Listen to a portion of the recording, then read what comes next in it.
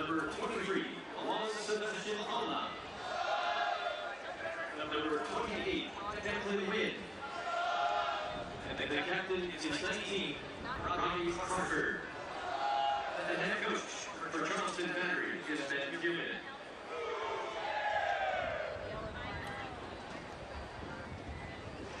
Now, let's meet the starting 11 for your Indy 11.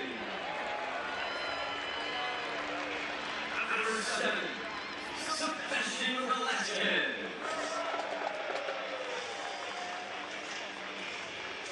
In goal, 28,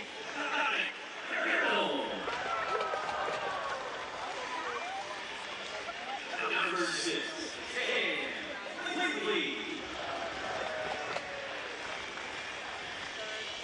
Number 3, Jeff Blake.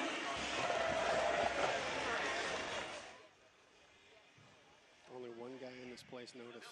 I know. It's part of why you have me on the payroll. That and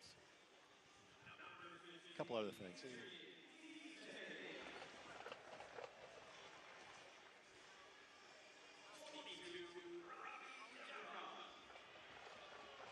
have you ever been to Metazoa?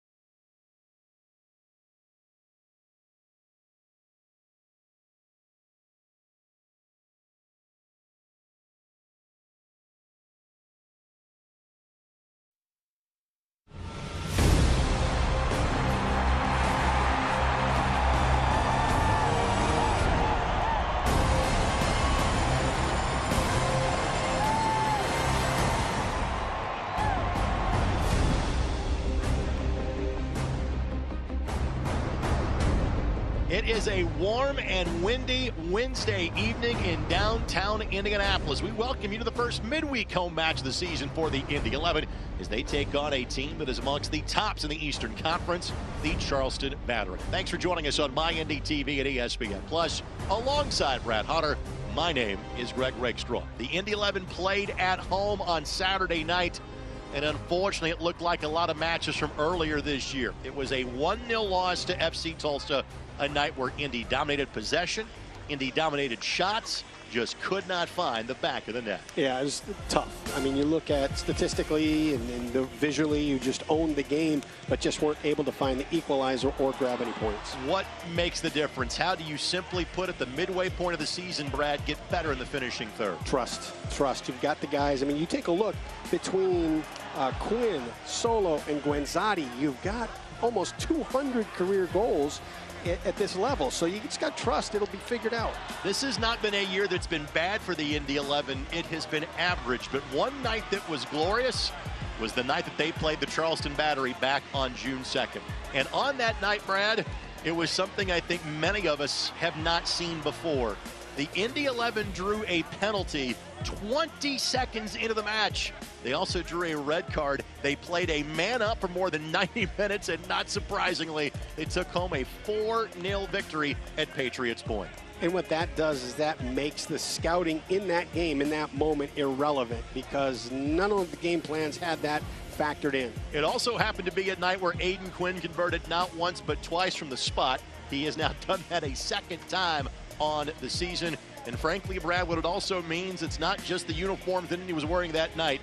Charleston's going to be seeing red coming into this match. Right. I mean, you're at the top of the table and you drop a game like that, there is some frustration. So there's going to be some payback on the mind. Last time out for the Battery, a 3-0 victory against Loudoun United. They have not played since June 30th, and you see goals by Augie Williams and Nick Markanek. They are the second highest scoring duo in the league. 15 goals between the two of them. That's incredible. We expected a major improvement under Ben Pierman for the Charleston Battery. That's exactly how it's played out. Starting lineups, keys the game, opening kickoff. Come your way next as you're watching Indy 11 Soccer on My Indy TV and ESPN+. For over a century, Indiana has been the destination for sports innovation and the state where champions are crowned. Now, we're entering a new era with Sports Tech HQ, a place that inspires innovation and invests in entrepreneurs who are changing the game, one startup at a time. Welcome to the crossroads of sports and technology.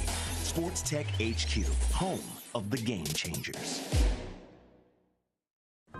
Meet Zach. Day and night, rain or shine, even just out for a spin, Zach gets around. But we know Zach, and at Indiana Members Credit Union, we know he's been saving up to trade up. IMCU is here to help Zach and you drive your dream. Lock in your rate with pre-approval. It's fast, free, and makes buying the car of your dreams easier. Today, it's all about Zach. Tomorrow, it's all about you. Because at IMCU, it's you that matters. When your cat's a me, then your dog is too. And it's hard to know what's fake or true. Just raise a glass with a friend or two. You tell them more, tell them more, tell them more, do. When the online trends keep getting worse, and you lost your keys in the metaverse. Now your right swipe just went left on you. You tell them more, tell them more, tell them more, do. It's a crazy world, so what do you do? You tell them more, tell them more, tell them more, hey.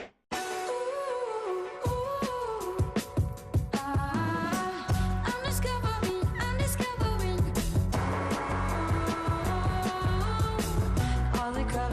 all the color in the world. I'm uncovering.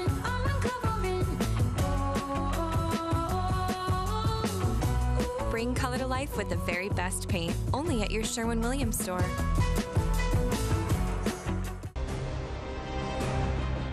Tonight's match is presented by your Central Indiana Honda dealers. Central Indiana is proud to be Honda's home turf too. Search your local Honda dealer today.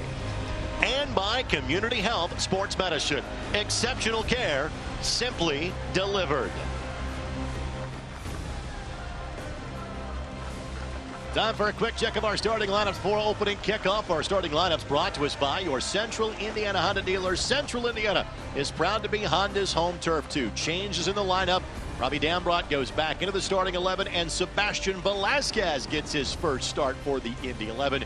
But of note, Aiden Quinn is playing for history tonight. If he plays to the 84th minute, he'll be the second player in USL Championship history to play 20,000 league minutes. He's 76 minutes away from catching Josh Suggs for second in the history of the league. Now for the Charleston Battery and our first-year head coach, Ben Pierman. Again, Augustine Williams, a great goal scorer for a bad team last year. He's been a really good goal scorer for a much better team this year. Again, he and Mark Koenig make a potent 1-2 combination. Chris Allen made the move from Memphis to join Ben Pierman here. And Declan Wynn played last year for Detroit City. He's one of the better teams now in the East in the Charleston Battery. Our match referee, Elton Garcia, gives us the go-ahead to get started. We thank you for joining us for Indy 11 Soccer here on My Indy TV and ESPN+. The first of just 2 midweek home matches this season for the Indy 11. And again, the completion of the season series with the Battery. Indy has relished playing Charleston over the last 2 years. They have won all of the last 3 meetings. They have scored 4 goals in each of the last 3 meetings. Last year, a lot of teams scored 4 goals against the Charleston Battery. Not the case this year. Again, Indy got the benefit of a fortunate red early in that match. Expect this match to be played at a significantly different tenor than the one at Patriots Point some 5.5 weeks ago. What a job by Ben Pierman, coming in and having that quick of an impact and having that quick of a turnaround. Our injury report is brought to us by Community Health Network Sports Medicine, official sports medicine provider of the Indy 11. No Brian Revion, no Jesus Vasquez. Vasquez missing a 2nd consecutive match with a leg injury that was, well, frankly, determined last Friday. Vasquez was slated to be in the 11 on Saturday night. Now this is a 2nd consecutive match. For Charleston, they have not played since a Friday night victory against Loudoun United on June 30th. So they had been off for a while. They will turn around and play at Miami on Saturday night. For the Indy 11, it's the opposite direction. They played on Saturday and their loss to Tulsa. They then have this weekend off. So the next match for Indy after this one will be in 10 days against the now Neil Collins-less Tampa Bay Rowdies. Lindley sweeps that ball away and finds Jack Blake back in the lineup for a 2nd consecutive match. Look at how hard they're coming to the ball on back passes.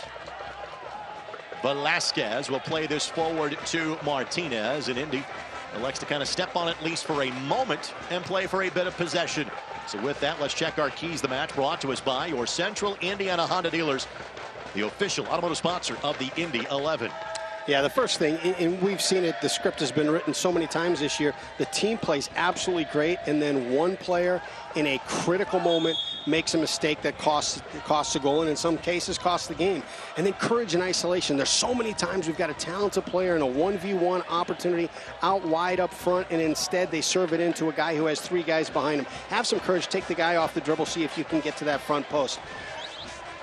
When you look at Charleston, it's pressing that first 15 minutes. We've seen it happen right now. They're sending numbers every time that ball is pushed backwards. We saw it from Tulsa, and teams are looking at, hey, Indy's conceding early goals. Not a bad idea to start getting a little bit higher up the field early on, see if you can force one, and then keep Indy in the middle third of the field. This team is just too talented. At some point, those goals are going to start pouring in. You never want it to be the night you're playing them. On behalf of all rakes, we appreciate not getting stepped on. So thank you for that PSA in tonight's Keys to the Match, brought to us by your Central Indiana Honda dealers. I do not know if you're a connoisseur of The Simpsons, but there is a scene with Sideshow Bob where he steps on a rake, steps on a rake, steps on. It's an awesome scene.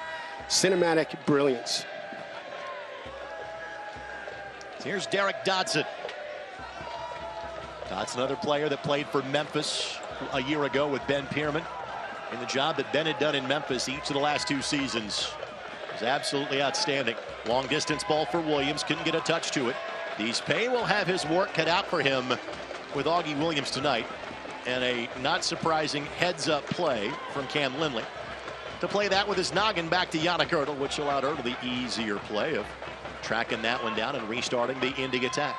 That was a brilliant ball, and to have the confidence to do that, there's traffic at the top of the box, and be able to head it over that traffic to your goalkeeper, you got to trust your skills in those moments.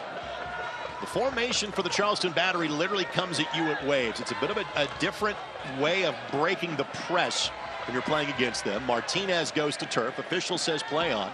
Indy maintains possession. First through Macca King, and now for Jack Blake. But it's kind of a 5-1-3-1, 4-1-4-1. You almost have 4 different lines for the battery. What does that mean for the Indy 11? Well, you look, and when you saw them line up, it looked like a 4-3-3 with 3 pressed up high. And when you see how they're sending their midfield, when their front 3 start to press, they're sending those waves in just to try and make it so incredibly difficult for Indy to find any kind of possession in transition. Dotson weaving his way around Dambrot as Marcanic to his right tries to find Williams to his left.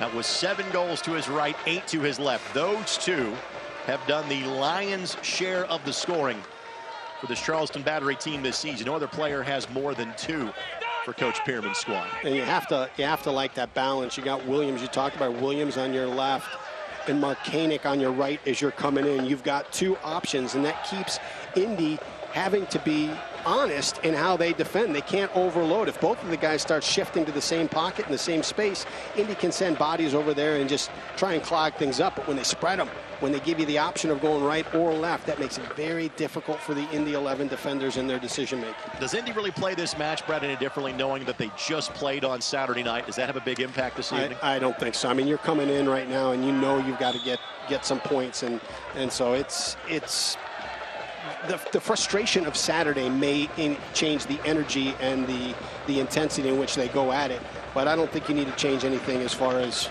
the tactics. And there's always a bit of concern when you're going to play for the second time in 4 or 5 days. But again, there's that outlet at the end of the weekend. There is not a match 72 hours from now. You can kind of empty the tank knowing that you're getting a couple of days off from training and going to kind of rest up for a rugged stretch the following week, where you'll go Rowdies at Pittsburgh at Lou City. Now, it'd be different if on Saturday you got those 3 points, because you were able to pull those points. You can maybe handle this one a little bit differently, but with Tulsa kind of coming back into the playoff mix and you needing to keep some separation from those teams below you, a win here is something that's very much needed by Indy. Dees Pay will play this ball over to Yannick Erdl. There was a bit of discipline handed out by the USL Championship to Dees Pay following actions at the conclusion of the Tulsa match on Saturday. Dees Pay will actually be suspended for the next match against the Rowdies, but that was not enacted for tonight's match against the Charleston Battery. Sabo Risi is back in the 18 after he sat for a second red card in the span of a month. Available for selection off the bench for the Indy 11. And Dees Pay is going to have a similar job tonight with Williams that he had with Goodrum in Tulsa. Big body, talented guy who can hold the ball, create for himself, and finish. He's going to be tight on him, trying to deny touches into him. There's Crawford. Indy has been content to kind of let Charleston possess the ball around the back so far tonight. That might be a sign of, again, having played on Saturday night, albeit here against Tulsa. Fidel Barajas, just 17 years of age, his second year at the Battery. Lays it off perfectly onside off the ball. First true scoring threat belongs to the Battery. The entire back line put a hand up. My eyes went to the assistant referee, and he kept that flag down. You watch how that play developed. It's a ball into the feet of Williams, who checks back for the ball, drops it back into the midfield. Dees Pay is now caught between 2 thoughts. Stay with Williams or press the ball. He's kind of caught in no man's land. Williams disappears, gives that option on the right, which creates the space to the left. Tonight's game presented in part by Sports Deck HQ Indiana. Winning is in our DNA. For more information, visit forthewinners.com. Not a bad crowd on hand for this midweek matchup. Kind of like Saturday's game for the 11. Forecast got better as the day went along. Opportunity here inside of the 18. Marcanic was the target. Macaulay King got in the way for the Indy 11. Now Velasquez applying pressure, but Guenzati not in the front foot and could not track it down.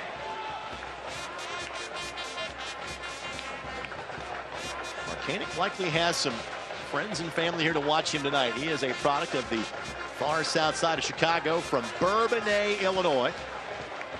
And I'm going to put you on the spot, my friend. All right, do it. He shares a collegiate alma mater with one of the best defenders in this league in Sean Tosh. which means that Nick played at what school? Seriously? Yeah, seriously. We've talked about Tosh for the last 6 years. Yeah. You've got a friend on the coaching staff. My former player was the head coach there for a while, Northern Illinois. Thank you very much. See, early in the match, I gave you some softball trivia you're setting me up. Oh, boy. Just to make you look great and then completely set you up for failure by the end of the show. I don't need your help in that. Budati could not get there. That was Markanik. Had a chance after Ertl couldn't track it down. Good looking cross here. Williams didn't get the touch he wanted to, and Blake will scamper over.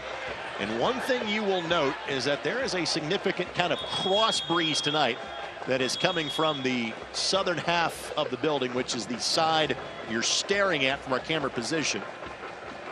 And we have a whistle behind the play because Cam Lindley has gone down and is going to require immediate medical attention. And Cam has gone to turf from time to time. This one appears to be potentially a bit more significant. You saw something at the end of the Tulsa game where he kind of grabbed his hamstring after driving a ball in, and then when he went down right now, he kind of grabbed, I think, the same hamstring. Lindley is one of 4 players that has started every match this year for the Indy 11. While Josh Frank is at the 10 to him, let's go back to the scoring opportunity that developed for Charleston just a couple of minutes ago. We'll keep you posted on Cam's situation. Brad, walk through what you saw here. Well, so here's the benefit that Williams gives you. He is so dangerous that he's off to the right, which kind of has Indy having to stay and jam up that space, and it opens up the opportunity for a really great through ball in for Charleston. That was Barajas that had the look that rattled it off the bar. Also, a great job by our camera crew to show you that absolutely Barajas was onside. If that ball had played to Williams, he was off. But Mackett King kept Barajas onside. And let's hope that Lindley will be able to soldier on for the Indy 11. Gonzatti, Aiden Quinn, Cam Lindley, and Yannick Ertl have started every match so far this year. This is officially the start of the second half of the season. This is match 18 for the Indy 11. Lindley has waved back on, so the 11 playing at full strength. Sports this match brought to us by the Keystone Group, specializing in transformational developments, construction management, and investments. You look at how this season has gone, and you almost have come to expect that that was going to be Cam having to come out of the game because of the stuff with Budati, you know, the red cards, the early. There's something that has just happened in the early minutes of matches that has just changed the tactics and the complexion of the game. Given how the season has gone for the Indy 11, you would expect them to be out for a month. Not be able to pop back up in the matter of 5 minutes. And that's where you look at the tactical IQ of the coaching staff and the tactical IQ of the players, because as all of these things happen and tactics change moment to moment and personnel change moment to moment, you know, they've had to adjust. They've had to adjust to different positions, to, you know, different systems. It's been incredible. Little doubt of the tactical IQ of the Indy 11 staff, led by head coach Mark Lowry. He's had great success in both Jacksonville and El Paso before coming here. Gabe Zapponi and Ioze, his top 2 assistants. Andy Swift, the goalkeeping coach for the boys in blue. Nervy ball from Quinn to Dees-Pay. And Williams using those long strides to force the action for the Indy 11. Well, you talk soccer IQ. Williams recognized that that was going to be a ball he might be able to pinch, and he took off as soon as it left Quinn's foot. Well, speaking of taking off, again, that wind got behind that ball, and Dambrot has had to work a high wire to keep it in play twice. Markanik just couldn't lay off with a little nudge in the back of Robbie Dambrot, hence the whistle from Elton Garcia. The way that was developing, you never want to give an easy throw in, but the way that was developing, if you're not going to get a good head on that, that might be one just to let go out of bounds rather than keep it in play and give them an opportunity. I know how much you love when I make reference to other sports, so especially with Robbie Dambrot on the turf, with his dad being a Division I basketball coach. You never save the ball from going out of bounds underneath your own basket. You never give up that valuable real estate. I would agree with you. You're welcome. Opportunity here. Barajas dispossesses Lindley, and Lindley just got away with that. That was tight. But again, Indy 11, a couple of giveaways here in their own defensive third. By this time in the match on Saturday, they were already chasing what turned out to be the only goal of the match. So far, all of the attacking moments are being dictated by the visitors. Contact going in both directions. No whistle given either way. Throw in coming for the Indy 11. Fans, you can show your Indy 11 Browning exclusive IMCU Indy 11 debit card at any IMCU branch or log on to imcu.com.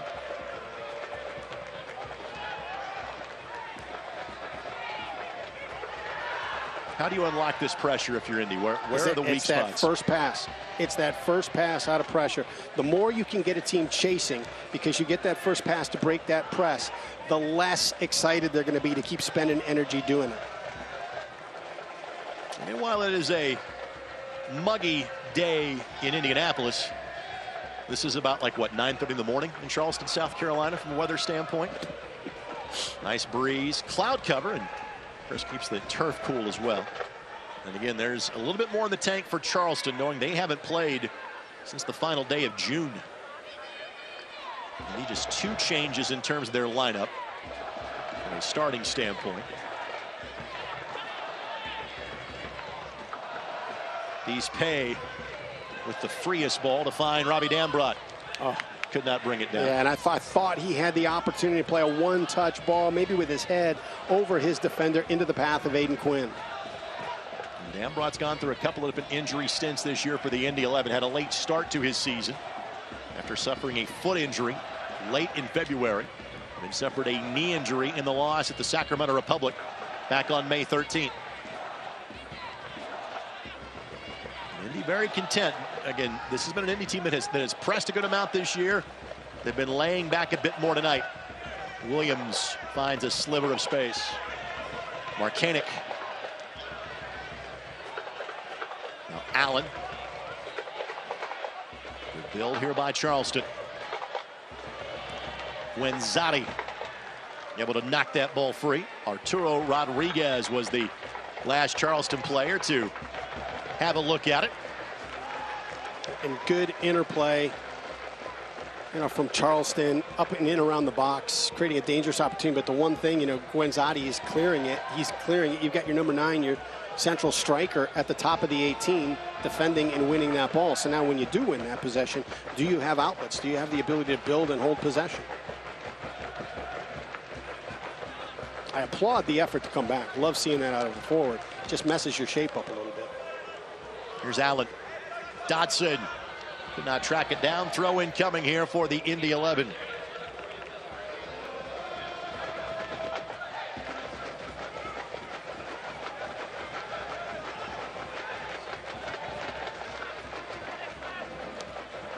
Pressure rather unrelenting here for the Charleston battery.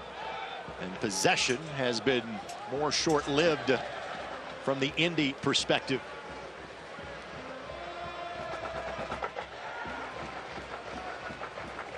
So this one's kind of shaping up to be just kind of a bit different. We knew it would be significantly different from when these two teams played on June 2nd. That result was to some degree an outlier, but it was also not the worst loss of the season for the Charleston battery. San Antonio put a touchdown on him earlier this year, beating him 7-0. King does just enough to draw the whistle. And now King is going to get a talking to from Elton Garcia. Elton didn't like the demonstrative response from Macca King to the whistle. Absolutely love it. Everything about him is a warrior, and he gets in that moment right there. He recognizes he misstepped. He fixes it with the official. Everything about him is 100 miles an hour.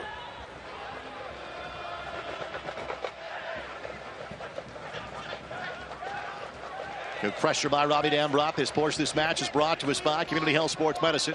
Exceptional care simply delivered. And now let's welcome on our guest that joins us. He'll be joined by Susie Geyer, Chief Communication and Engagement Officer for the Indiana Bureau of Motor Vehicles. Susie, welcome to the broadcast booth and welcome to the match tonight. Thanks so much for having me. It's a great night to be out at the game. The BMV has been a long-term partner of the Indy 11.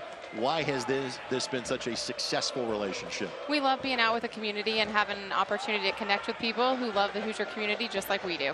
Well, Jack Blake comes up a bit gimpy on the other side of the field. So Blake trying to get back to his feet, but Indy more or less playing a man down, and Blake now will lay in a prone position on the turf and immediately Mark Lowry signaling there might be a change needed for the Indy 11. And Charleston now will sit on it. We'll roll this ball across the touchline. And while we worry about Jack Blake, it gives us, Susie, more of a chance to catch up. I know one of the things that you wanted to let our viewers know about, Spanish language kiosks now available from the BMV. Tell us about it. Yeah, so kiosks, if you don't know what they are, they're basically 24-hour service providers where you can go in and do a transaction and essentially walk away with what you need. So registration is the most common thing, and you print your sticker and walk away with it. And we just added Spanish language on those kiosks about a month ago, so we're really excited to bring that. I want to point this out again. We all live in a more automated world, and some folks are frankly more comfortable going through a kiosk than one of the wonderful service providers you have at BMV locations across the state. But what you just said caught my attention. I can do this 24 hours a day? 24 hours a day, 7 days a week. Are they in your facilities, or are they spread out throughout the city and state? So we have about 50 across the state. Most of them are in our facilities, but they're in a separate area, so you can access them. We have 5 in Kroger stores, 1 in a Meijer, and a couple smaller grocery stores across the state as well. Whose idea was this? Oh, I can't take credit for it. There are many wonderful people at the BMV that thought this would be great. We started it in 2018, actually. And how have you seen the increase year to year? Because I have to imagine the opportunity to use one of the kiosks and maybe a Kroger when I'm already out, as opposed to having to make a special trip, is a huge benefit if I know about it. That's exactly right. We actually, for the first time last year, saw more than 50% of our transactions happen outside of a branch. So they're either happening at that kiosk, or you can go online to mybmv.com and do a transaction there as well. Now, while kind of the most dominant languages that we talk about with the Indy 11 tend to be English and Spanish, Brad and I do some version of an English-based broadcast here. There's Spanish language radio that the Indy 11 does for every match. Those aren't the only 2 languages of soccer. They're not the only 2 languages with the BMV. Tell us about kind of the multilingual program that you offer. Yeah, absolutely. So we talked about that Spanish kiosk. We also have our driver's manual translated in 11 different languages, and you can actually take the knowledge exam, the test you have to do to get your driver's license, in 18 different languages, and one of those is actually American Sign Language. Oh my goodness, my wife's Danish. Is Denmark? I don't think they've made the cut quite yet, but I'll make sure to try to put it on the list for you. That's okay. Thankfully, her English is better than ours, frankly, at this point. All right, for more information about this program or others through the BMV, where should our viewers go? They should go to in.gov/BMV. All the information is there. Fantastic. Susie, thank you for the time, and thank you for your partnership over the years. We greatly appreciate it. Thank you so much. Thank you. Susie Geyer again with the Indiana BMV. Brad, I hope that all businesses show the improvement that the BMV has from a service perspective over the years. The difference in going into a driver's license branch or a licensed branch in this state in the last 5 years, it's amazing the change. It's that space-age technology of the kiosk. I thought you were about to say that maybe you have been lax in going and getting your driver's license. You had a cringe on your face like, I haven't been there in a few years. Wasn't trying to call you out in front of the folks from the BMV. No, you do a check. I'm be on a watch list now because of you. Well, we'll be on the watch for Jack Blake. Thankfully, he seems to be all right, but that is kind of the second rather nervous injury moment for the boys in blue so far. So there could be some early substitutions needed by the Indy 11. Other thing that I would point out, Brad, is this. We also could have a little more stoppage time before halftime than we would anticipate normally in a 0-0 scenario midway through the half. Rodriguez. Allen. Good read by Budati. Opportunity here with numbers for the Indy 11. Martinez flying down the flank. Budati spaces him out wide. Unfortunate, just let him a little bit too much where he wasn't able to collect it on the run. And there have been times when I think the Indy 11 have been a little reticent just to let it fly this year. I'm not sure if Budati from that distance, I would expect him to call his own number. Mark Lowry did. He just yelled, shoot it. Wenzati never could pull it down. Dambrot does. Looking back post. Blake was the closest to it from an 11 perspective, not the player that got there first. And Martinez will do his best to shepherd this to the touchline and does absolutely that for an Indy 11 throw. Good turn. Here's Velasquez working his way through traffic. Can he find an outlet? The answer is no. All swept away defensively. Jack Blake able to get on it quickly. Juan Sebastian Palma, the player there for the Battery. First extended spell of possession for the Indy 11. And it'll be a corner, our first of the match. All of our corners brought to us by Wilson Kehoe Winningham. This one comes from the far side flag in minute number 25.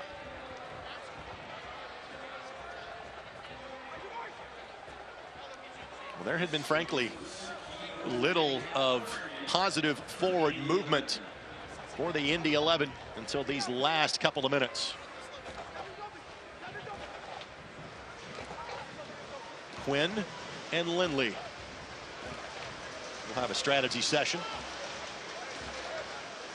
Short ball. Now Lindley redirects.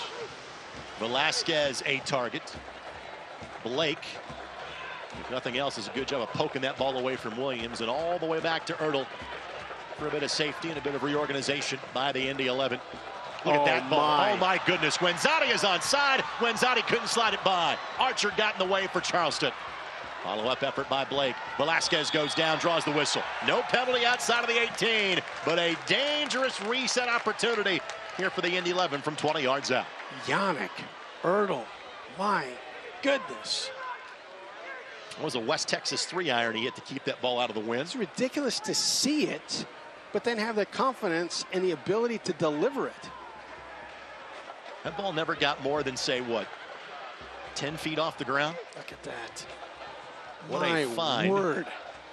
And frankly, you almost think there's almost an instinctive reaction from the linesman to say we had to be offside there, right? Right. Kept the flag down in that scenario. So I'm going to go on a limb here. I think we need to start moving Ertl further up the field.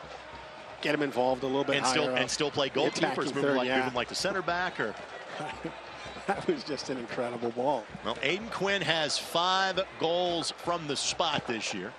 Obviously, this one a little bit further back, but well within striking range for the aspiring member of the 50-50 club in terms of goals and assists in the USL Championship. Is it he or Blake? It's Quinn. Takes a couple of turns. And nothing comes of it. And frankly, because there has been such little traffic in front of the Charleston goal, it's our first chance to mention that it's Trey Muse that is the shot stopper for the Charleston battery. And any of you part of the Hoosier Army certainly know about Trey. Part of this wonderful stretch of goalkeeping that has played at Indiana University. Foul called against the Indy 11. But Trey now is 2 weeks away from his 24th birthday. Yet he is already in his 5th USL Championship season, and he is approaching the top 10 in league history in saves. He has 287, basically playing in 4.5 years. He was, again, one of the many Memphis 901 converts that followed Ben Pierman to Charleston during the course of the offseason. You'd figure in that short of a span of time to get that far up the list on saves. Rodriguez sends it in. Udati, Quinn have a hit. Mr. Ouch. Crawford. Just lost the ball. Robbie Crawford might be charged for that in his paycheck this week. You figure with that volume of saves in that short of a career that you would have played for bad teams. He hasn't. He hasn't. So how's he accumulating these shots? His time playing in the kind of Sounders 2 Academy team might have given him some of that.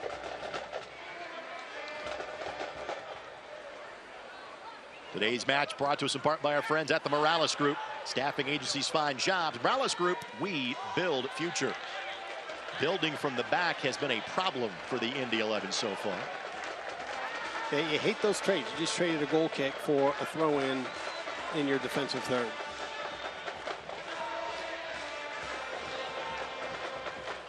Dotson will take the restart here for the battery. Williams trying to post up inside of the 18. Velasquez couldn't keep it. Quinn asking for a handball and gets it.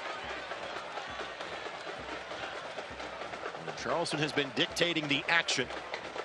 Indy has not been penalized for it just yet. And we are shot stoppers tonight in terms of Muse and Ertl. We have showcased their skills at both ends of the park. They are both in the top 10 in terms of saves registered. And part of it has been their availability and durability, because they have both played in every league match for their respective teams so far. And it's one thing that I would also say is part of a trend. You know, Yannick's in his mid to late 20s. Reference the fact that Muse is 23. It seems to me, Brad, the goalkeeping position is actually getting younger in this league. Remember when this franchise started and you got, what, Pazer, 39, right, 40 correct. years old, and you got Neekt at the end of his career, you know, Bush in his late 30s. Think about Matt Pickens, yep. Yeah, all solid, great keepers, but it has changed to a younger demographic. How about Deespay on a full sprint? Shows you the value of having a rangy 6'4" center back in Deespay. We have spent so much time talking about his ability to win seemingly everything in the air. That was about want-to and athleticism, and check both of those boxes. Yeah, and that's one of the first things that, you know, we commented on as we started getting to see him on a regular basis, was how fast he is. What a touch by Dambrot to keep the attack going. Quinn couldn't do anything with it. It will be just shy of the corner flag. It is a throw coming for the Indy 11.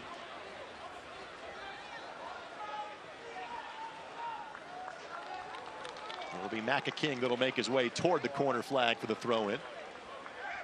As the sun starts to fight through some of those clouds. Originally, the forecast was not great for this evening. Now, it appears that any weather was going to hold off until well past midnight. So, we're in good shape for a third consecutive home match with the Indy 11.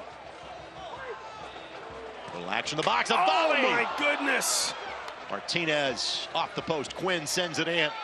That is off the head of a Charleston Battery player. Let's check and make sure he's all right, because the player did not see that one coming. Kind of got screened by the Indy 11 man. It will be a corner coming. Presented to us by Wilson Kehoe-Winningham. I think that is Archer that is the player down for the Battery. Not quite sure just yet. What a strike from Martinez here.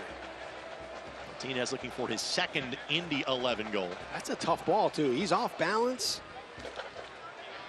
Nothing that Muse could have done on that one.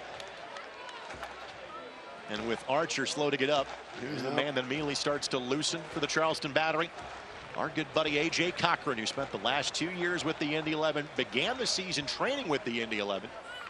But knowing the playing time might be minimal or less than he would have wanted to with the Indy 11 this year, A.J. made the move to Charleston. He's appeared in 11 matches, started just 2. He is getting ready just in case Archer will not be able to continue on for the Battery.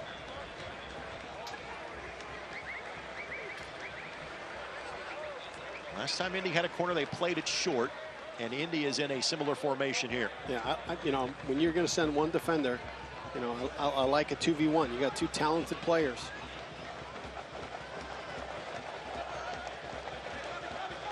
A quick check, and Indy has had some players kind of get nicked up during this match. Deespay is the next. Jack Blake, as we were away, tried one from distance that simply had a few too many bodies try to get through. And while Trey Muse tracks down a spare soccer ball, Leland Archer waved back on. It was Archer who committed the infraction that drew the red card when these 2 teams played back on June 2nd.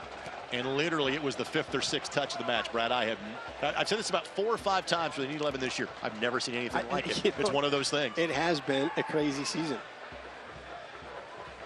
And while it was, I've never seen a red card that fast.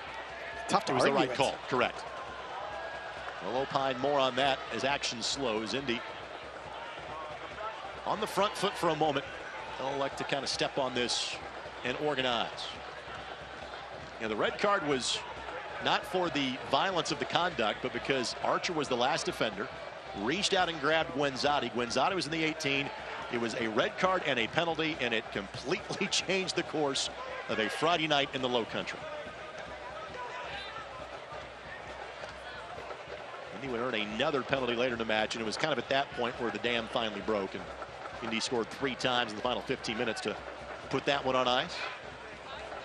You and I were watching that from the side while we were broadcasting the Indy 11 women's home opener that night. And speaking of the Indy 11 women, congratulations.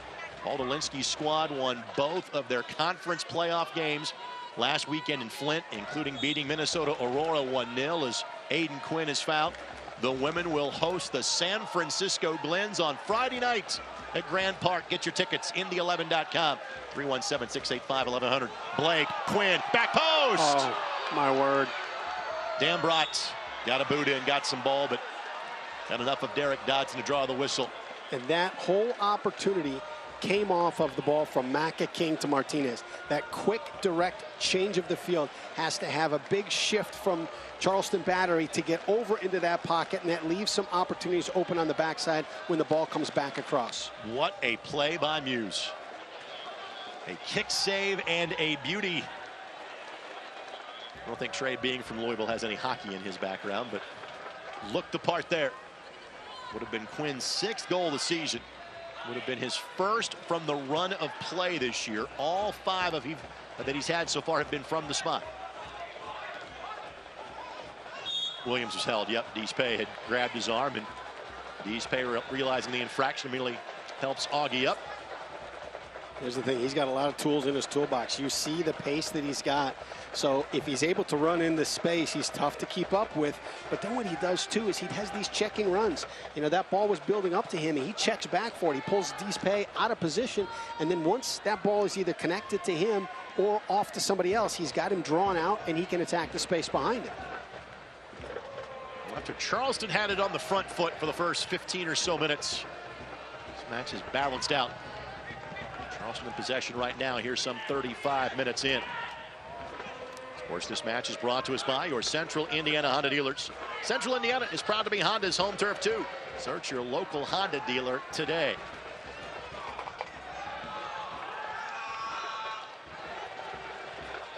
Martinez will knock this one back to Ertl. And you can see that, you know, Indy wants to build. They don't want to play too direct, and it's getting them into problems because Charleston is so aggressive in the press. Indy keeps trying to build in these little pockets, and eventually, after a couple touches, there's no space left. A couple of Route 1 balls may not be bad right now for the Indy 11.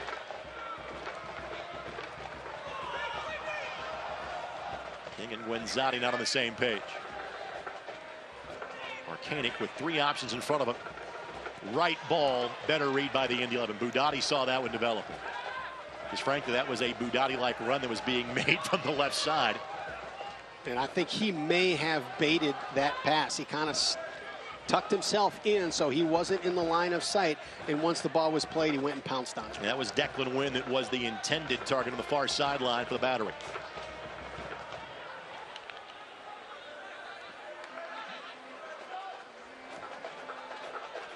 Indy being a bit more judicious in terms of the press tonight.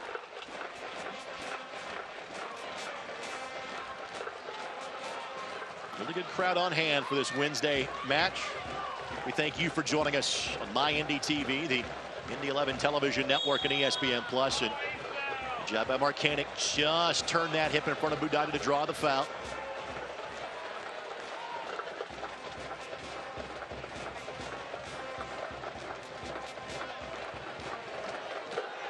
This match is brought to us by the Keystone Group, specializing in transformational development, construction, management, and investments.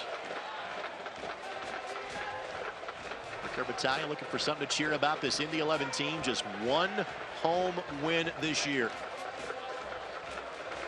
And back on May 20th against the Switchbacks of Colorado Springs. Giveaway here by Charleston. Can you do something with it? Martinez goes down. That's going to be a card. So the first yellow of the match. Well, against Juan Sebastian Palma. Well, you don't want to see a guy pick up a card. That was the right play, because if Martinez slips through him and he got the ball through, if he's able to get out into that space and start running, it's a great opportunity for the 11th. And by no means the last defender. 2 other defenders were back, but again, just clipped the boot. First time either side has been booked in tonight's contest. Yeah, I think there's going to be a few minutes of added time at the end of the half. It's because we've had 3 to 4 injuries that have taken at least a little time to get the player up, dusted off, and ready to roll.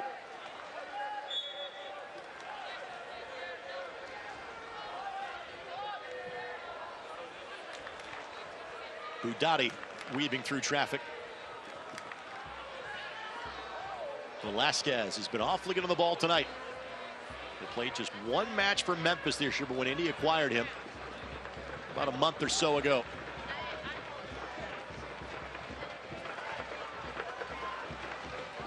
Martinez, he's onside. Can he track down the ball? He cannot. Onside, yes. Available to find a rocket pack, no. Goal kick coming for Trey Muse in Charleston. Tonight's match presented in part by McGowan Insurance, a proud partner of the Indy 11. Visit McGowan, INSGRP.com for all your insurance needs. Williams works his way around D's pay, but we'll need a little help from our friends. Budati is there. Lindley trying to advance it, but Blake could not make a connecting pass. Arturo Rodriguez swept away by Robbie Dambrot. Now you take a look at the cat and mouse game that Williams is playing in there. He's had his last few times that the battery's built play up. He's checked back and he's brought Dispay up. And here he just sort of hinted at it, got Dispay wrong-footed, and then tucked into the space behind him. There was a handball there, but advantage is being played. There was an infraction there, but Indy maintains possession. And then the pass from Budati, I'm not sure where that was intended to go, but didn't go to a great space. And then Indy just frankly hits a real estate ball to buy a little time. I love that thought, though. I love that thought of switching fields and making it a direct ball. You got to be sure of it. This week on Soccer Saturday on 93.5 and 107.5 The Fan, we're going to bring you back our conversation with Aiden Quinn. That was a fantastic conversation from the post-match show against FC Tulsa on Saturday night. How about Indianapolis native and World Cup veteran Lori Lindsay will be on the program. She'll be on the Fox broadcast crew for the upcoming Women's World Cup. And we'll talk about the Indy 11's women's team and hopefully a victory to get to the championship match of the W League. It all comes your way Saturday morning at 9 a.m. on 93.5 and 107.5 The Fan. Good read by Martinez. Again, here's numbers. Here's an opportunity. It's 3v3. Dodson flying back to join. And again, as Martinez took a little time, it kind of thwarted the opportunity for numbers for the home team. Of course, this match is brought to us by Sherwin-Williams. Bring color to life with Sherwin-Williams. You're Mark Lowry. How you feeling about life right now, Brad? I'd be concerned with some of the turnovers and the balls that are played across the back line, trying to build when the space isn't there. I'll tell you, you take a look at that direct ball from Mackett. Your best opportunity has come off of that, so look to switch the fields more. Barajas will pivot and find Williams. Williams gives it a go from distance. Never really threatened Yannick Erdl. Goal kick coming in front of the BYB. Erdl will have to deal with a little bit of sun as the clouds are starting to clear when he looks back towards the west with this east-west pitch alignment in half number 2. Trey Muse to some degree is fighting that now. But really, Indy's only had a couple of balls in his vicinity at this point.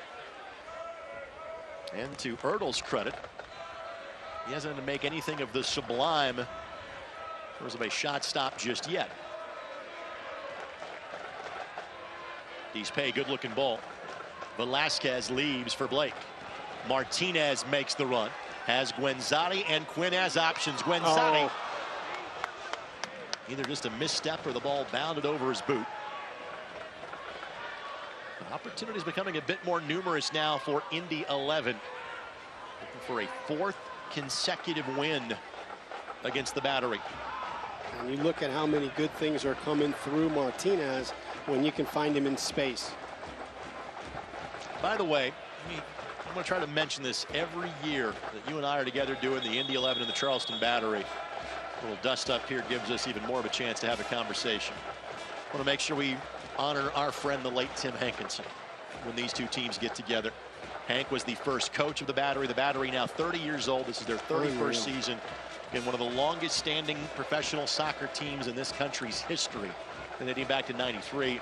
Of course, Hank, a beloved figure here because of his 2 years coaching the Indy 11, leading them to the North American Soccer League Spring Season Championship and the Soccer Bowl in 2016. Timmy, we miss you. And to Vet and all the friends and family of Tim Hankinson, our thoughts are with you on this night every time these two teams get together. Guenzati goes down, nothing of it, says our referee. And then Budati going to be called for a foul as he was holding up Augustine Williams. So no card, but a whistle given and a restart coming from right around the midfield stripe for the Battery. We talked about it a bit pre-game, and as far as the naming of a franchise, the Charleston Battery phenomenal. Absolutely phenomenal. Got to be one of the greatest names in the history of pro sports. I would say both these two teams are rather uniquely and properly named. Year 10 for the Indy 11. Of course, for so many years, it was Indiana native Mike Anhauser that was the man in charge of this Battery program.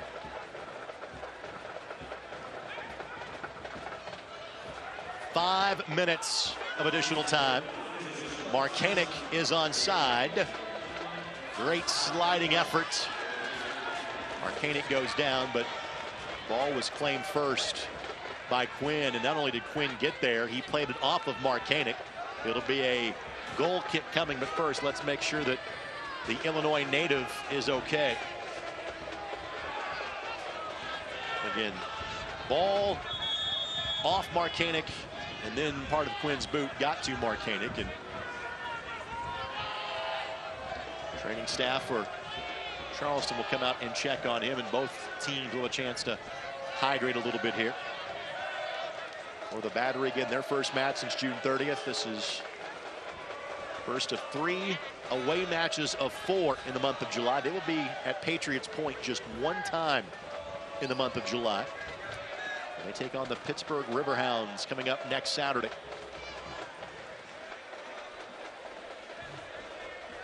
Can't watch the match? Turn on Sirius XM FC 157. North America's only 24/7 source for engaging soccer talk, including USL All Access, Tuesday nights at 7 o'clock Eastern Time. Live matches from the USL, Major League Soccer, Premier League, and more, all on Sirius XM FC 157 and the Sirius XM app. You want a trivia question? Fire away. We have not done, because you've got like this new job that keeps you busy, we have not done as much trivia on the broadcast this year as last, and emails by the dozens have been coming in asking why that has not been the case. So please, fire away. But it's kind of ironic that I would forget about building trivia for you. You're a very difficult guy to stump, so you know it has to be a lot of research has to go into it. So with these two teams, what is the connection between Coach Ben and Indy 11?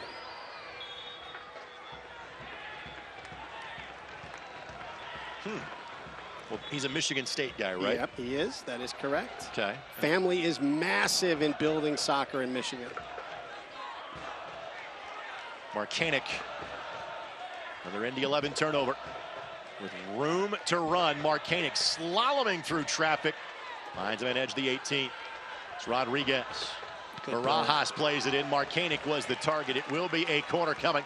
Our corner brought to us by Wilson Kehoe-Winningham. Far side flag coming here for the Charleston Battery. Good build. Opportunity off of an unforced error. You can't have that kind of a turnover.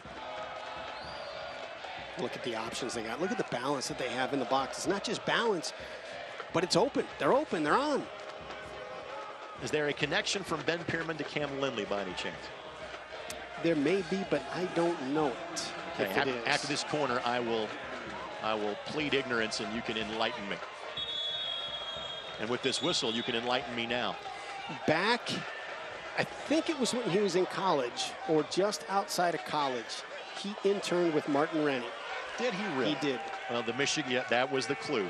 Thank you for giving that to me, and I missed it. Of course, Martin, the head coach of the Indy 11 from 2018 through June of 2021.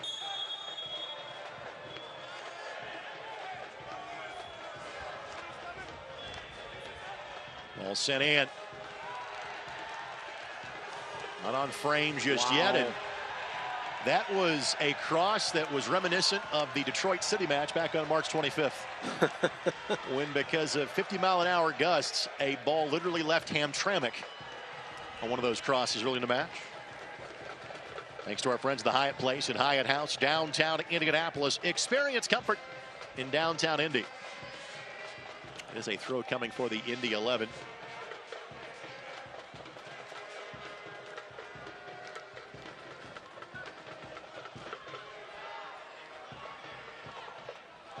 Guenzati comes out of there with it.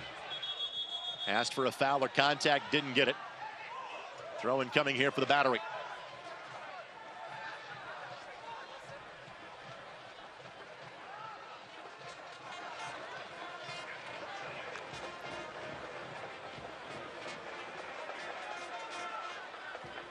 Here's Wynn. We first saw Declan playing with the OKC Energy before making his way to Detroit a year ago.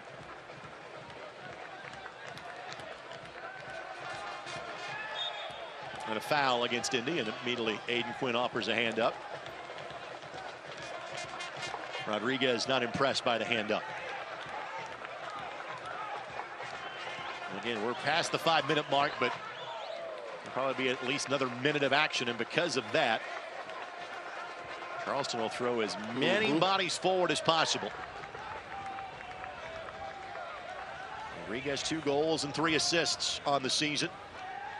In his 16th match of the year for the native of Mexico. Allen. 3rd straight year we've seen Allen play against the Indy 11. Rodriguez looking back post. Williams and Archer were both targets. Archer got to it. Nifty ball by Barajas. Not out of danger just yet. Good redirection by Crawford. Great read by Lindley. Turf bounce gets Rodriguez. Lindley reverts to his days of playing for Pete Smith, who tries to box out as best he can, and it works out very well. Now here's one chance to go forward for the Indy 11. And I'd imagine there'll be a glance at the wristwatch momentarily from Milton Garcia. And the whistle has followed. Yeah, you had a 4-on-2, 4-on-3 there. Just needed that one more pass. Well, frankly, it was a half with kind of varied degrees of success in possession. But in terms of activity in and around the 6, it was minimal going both ways. An accurately reflected score of 0-0 after 45 minutes of soccer here on this Wednesday night in downtown Indianapolis. Stay tuned to our halftime show. Comes your way next. We'll talk to that man on the back end of it, in Indy 11 head coach Mark Lowry. But we'll also have an update on the upcoming women's semifinals in the W League. Not to mention a look around the championship on a very busy night. This is one of 6 matches being played. In Indy, it's 0-0 between the 11 and the Battery.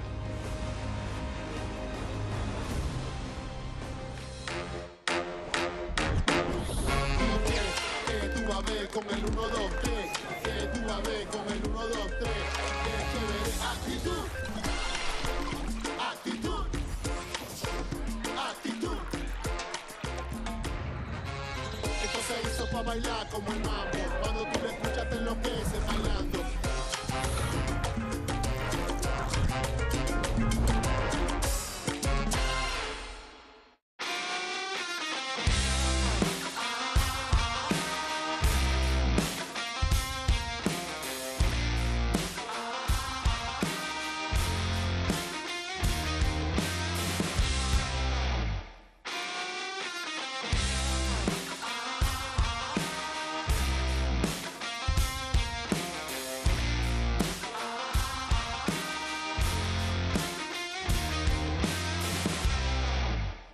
It's very true that it takes a village to raise a child. And when it comes to my healthcare village at Community Health Network, it's all nestled right in my phone. Accessing healthcare is the ability to be connected with your provider and ask a question when you need it. I feel like when I'm meeting with a community nurse practitioner or doctor, they're tuned in to what is going on with me and the way that they can serve me best. Stand by me. And the winner of the Indianapolis 500. Indiana, winning is in our DNA.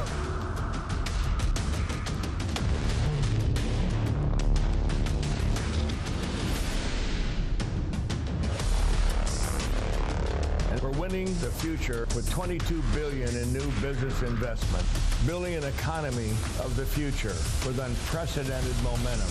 Indiana, for the winners.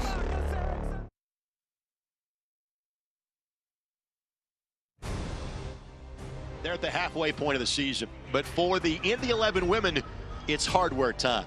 They brought home the Central Conference Championship trophy back from Flint last Saturday.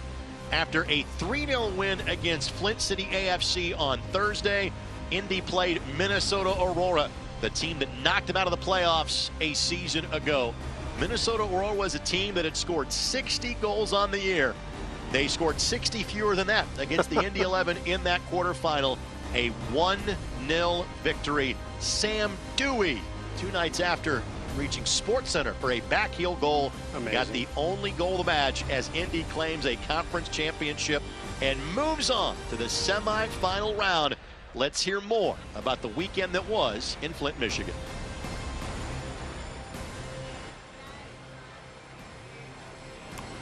It's amazing to be at home. I mean, the fans for the BYB and for Indy are just incredible. I think to have it at home holds a special place in our heart because we want to defend this field. I mean, we lost our only regular season game and our only home game ever this year, and I think we want to come back and prove, hey, that was a fluke. We're here to defend this like it's nobody's business, essentially.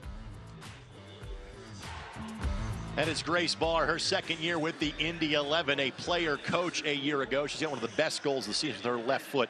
Foul that away in case there's a look from about 20 yards out in the match on Friday night. So Brad will be there along with Ian Gilmore to handle the broadcast if you can't make it on 11 Sports and ISCSportsNetwork.com.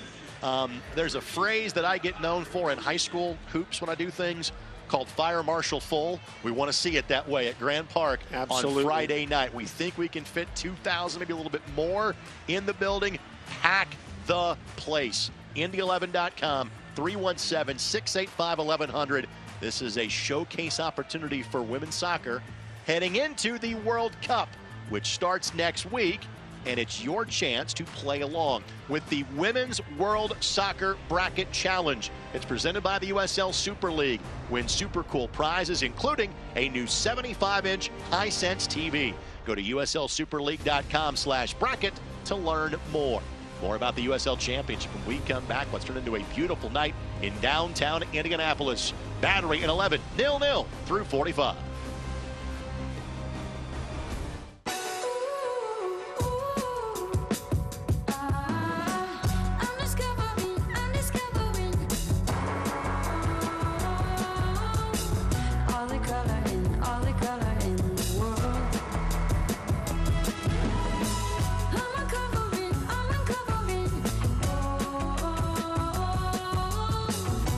Bring color to life with the very best paint, only at your Sherwin-Williams store. Meet Chip. 30 years ago, he started a small business with a big idea. Today, there's a new building, a new fleet of equipment, and a new era of leadership. But we know Chip, and at Indiana Members Credit Union, we know he plans to keep growing, building business with the next generation. IMCU is here to help with secure and simple account management tools and commercial financing to grow business. Today, it's all about Chip. Tomorrow, it's all about you. Because at IMCU, it's you that matters.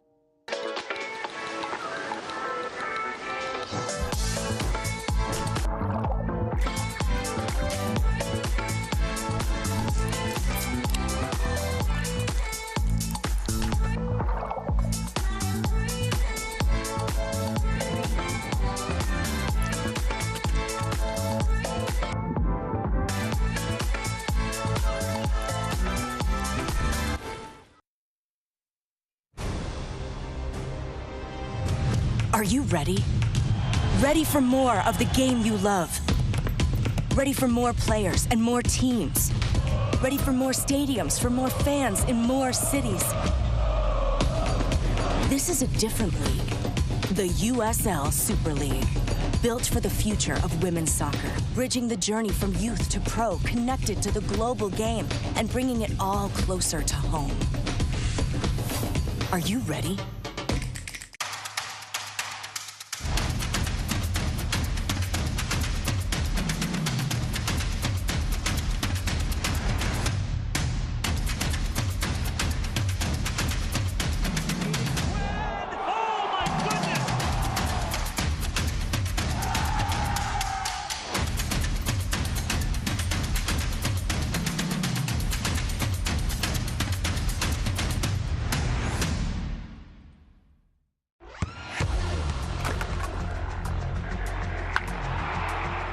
We all have goals.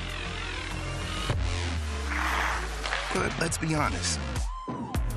Most of us aren't going to be professional athletes.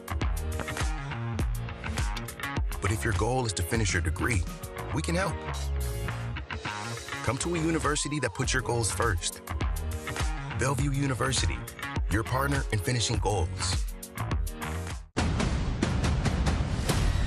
Slide this in behind. Now it comes for Valesky. Tries to leave it there for Gleedle. Sam Gleedle. It's a tap in for Christian Valesky. And Monterey Bay are absolutely flying tonight. Bomasoso. Right through the middle. Johnny Rodriguez. Rodriguez scores! Something out of nothing for the Oakland Roots.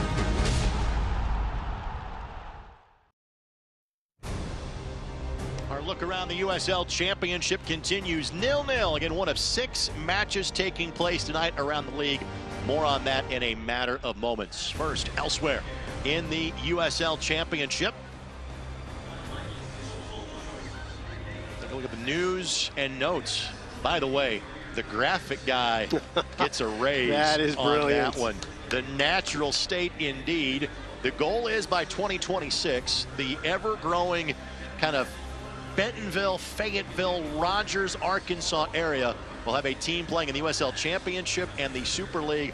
I'll tell you who's thrilled about that is FC Tulsa. That gives them a great natural rival in that area. The Reggae Boys with a couple of USL Championship players are in the Gold Cup semifinal. Best of luck to Jamaica. Of course, USA Panama playing as we speak. That's 30 minutes in and 0-0. And how about Cal Jennings getting a hat trick in the final Neil Collins match in Tampa Bay. First team of 10 wins this year in the league. How about Tampa Bay? You just change the pieces, you change the coach, you're going to change everything, and they just continue to keep winning. How about former Indy 11 man Cal Jennings, who never appeared in a match for the Indy 11, but was technically under contract with us for about 2 or 3 months. All right, with that, let's get to the team of the week in the USL Championship. Who got the honors? How about that young man from San Antonio leading the charge? Very much a Western Conference dominated group. Only Sebastian Dalgard and Cal Jennings. Enzo Martinez, a part of that as well, representing the Eastern Conference in the USL Championship Team of the Week. Here's a look at the scores from around the league this evening. Again, we're the first match out. Then coming up this weekend, you can catch USL Championship Soccer on ESPN2. It's a Northern California rivalry when Alex Dixon leads Monterey Bay against Paul Blanchette and the Oakland Roots. Monterey Bay and Oakland Roots SC coming up this Saturday at 10 o'clock here on ESPN2. So 0-0 our score through 45 minutes. We'll hope to catch up with Indy 11 head coach Mark Lowry when we come back to Carroll Stadium as you're watching Indy 11 Soccer on MyIndy TV and ESPN+.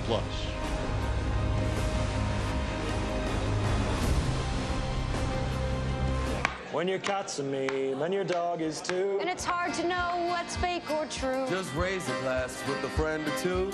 You tell them more, tell them more, tell them more, do. It's a crazy world, so what do you do? Tell them more, tell them more, tell them more. Meet Kate. She has a lot to juggle. Family, work. It can lead to trying days and tired nights. But we know Kate, and at Indiana Members Credit Union, we know at some point her space at a premium life may change. IMCU is here to help Kate and you find your space. Now, add on or remodel with an introductory rate of 3.9% APR on a home equity line of credit. Today, it's all about Kate. Tomorrow, it's all about you. Because at IMCU, it's you that matters. The main part of my job is definitely listening. People deserve transparency. I don't want the financial part to be something that stops or hinders a patient from having the health care that they need. I try to treat each person like they're my mom or my grandmother, my daughter, my husband. I want them to know that they're not just another phone call for us. And it's very rewarding to know that I can provide peace of mind. Stand by me.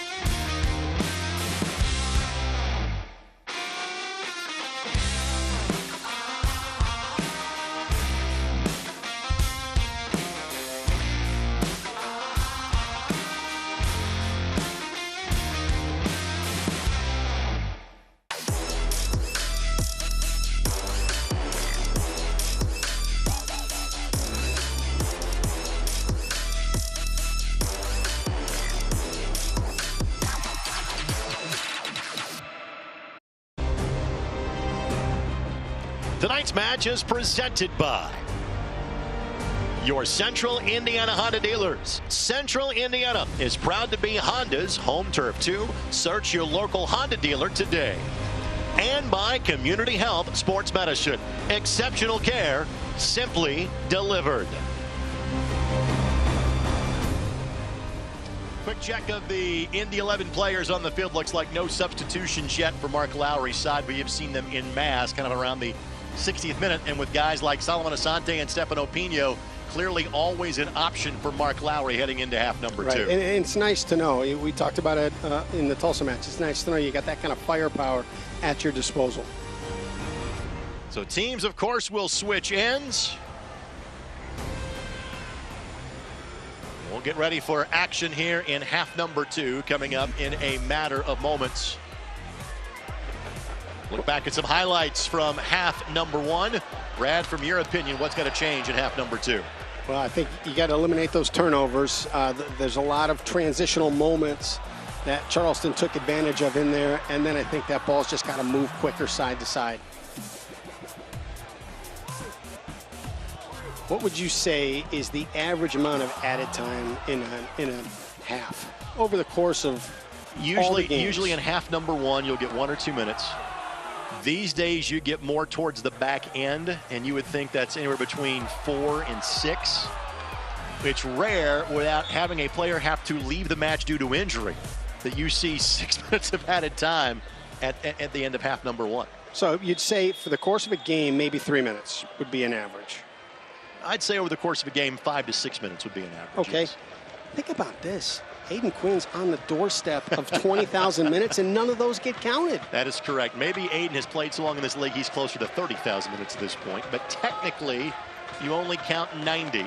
And again, when we get to the 84th minute, Aiden will be the second player behind Taylor Mueller, spent a long time with the Charleston Battery, as the only player to have reached, 20,000 minutes in a career. Josh Suggs of New Mexico United is just shy of 20,000 minutes. He played the last 22 in the match on Saturday for New Mexico United. He is 8 minutes shy of 20,000 for his career. So we'll be on kind of that watch later in the match. Quinn has missed all of 30 minutes this season for the boys in blue. Delivers a ball at the feet of Jack Blake. As Velasquez stands on it outside of the 18. This is Velasquez's first start. Brad, your thoughts what we have seen from him in his starting debut for Mark Lowry's team? I think he's unbelievable. His feet are so quick, and he changes direction so quickly. Martinez overcooked that one for Lindley just a bit. Pay will lob that one again. Velasquez wisely realizes I can't play this one. I'm offside. Martinez forces the issue. Win off his shoulder. Crosses the byline, and a corner coming for the Indy 11, presented by Wilson Kehoe Winningham. Mark Lowry applauding what he sees from his club here in the early stages of half number two.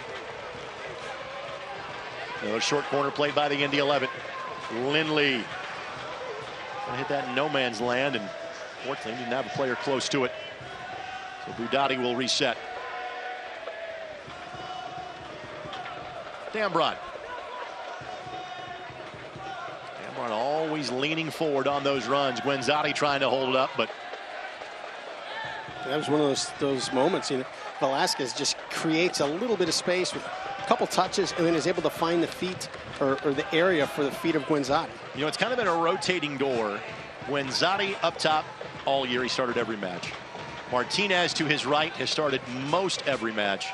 But it's been a mixture of Molina, Robledo, Asante, kind of on that left side. Frankly, I think that spot will be Stefano Pino's maybe as soon as next Saturday as he gets more match fit. There's been a bit of an audition up top on that left side this year. Opening 5 minutes of this half brought to us by your Central Indiana Honda dealers. Central Indiana, proud to be Honda's home turf too. Search your local Honda dealer today. Alongside Brad Hodder, Greg Rakestraw with you. You're on MyIndy TV. Hello to those of you joining us on WHME in South Bend, WLMO in Fort Wayne. And of course, those of you watching on ESPN Plus, and to Tom as in Indy 11 UK on Twitter. He's watching on YouTube, and it's like 1:30 in the morning there. Wake up, Tom. There's still 40 minutes of soccer left to go.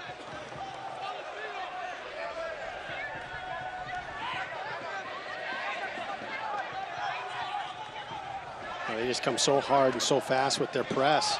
It's that pass. It's that one that has to break that line just to get them scrambling and running. Blake with the back heel that didn't find a teammate that draws the ire of Mark Lowry. Palma zips it across to Dodson. Dodson played at Georgetown University before making his way to the pro ranks.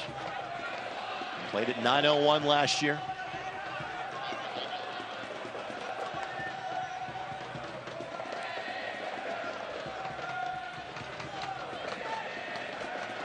The center back passes to each other have not been contested by the Indy 11 tonight.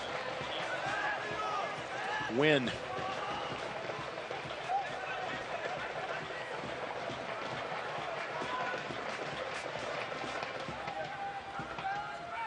An early long spell of possession here to start the second half by the Battery. Dambrot just goes to the turf, nothing there. It's tough. As hard as they're pressing, as many bodies as the Battery comes with, you just can't take those extra touches. Get the ball moving. Tonight's match brought to us in part by Sports Tech HQ. Indiana, winning is in our DNA. For more information, visit forthewinners.com.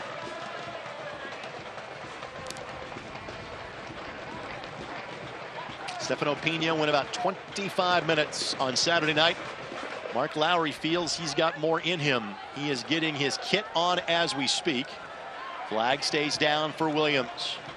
There will be an early substitution here in half number 2 for the Indy 11. I think that might be for Velasquez. We'll see. Wynn plays a low ball across. One touch, a blast that does not get through. That was from Barajas. And Guenzati couldn't keep it at his feet. Yeah, it's the same thing. It's that second and third touch is going to be contested. You got to be able to break that little bit of pressure, have a little bit of space out of it. Good looking ball here, but sometimes stepping on a round object does not go well. Beautiful until that touch, or lack thereof. From the Charleston perspective, the run was sublime. The find was even better. Incredible ball. Just incredible ball. Now, Nick Marcanic has done a lot of good things this year. That was not one of them. Well, I'll tell you, the run was brilliant. I mean, just set it up. You know, it was out wide, out of the line of sight, and then just tucked in behind to allow that space to be attacked. It is turned into a beautiful evening with a lovely breeze here in central Indiana. Brad, you know what would make it better? Yes, I do. Well, an Indy 11 goal would be one, but some mom water would be the other. And thankfully, that whistle will allow us to tell you more about mom water. Refreshing, fruit-infused vodka water with 0 carbonation, 0 sugar, 0 carbs, and only 90 calories. Mom water is the perfect game day drink. Founded in Indiana, and now a proud sponsor of the Indy 11. Please drink and enjoy responsibly.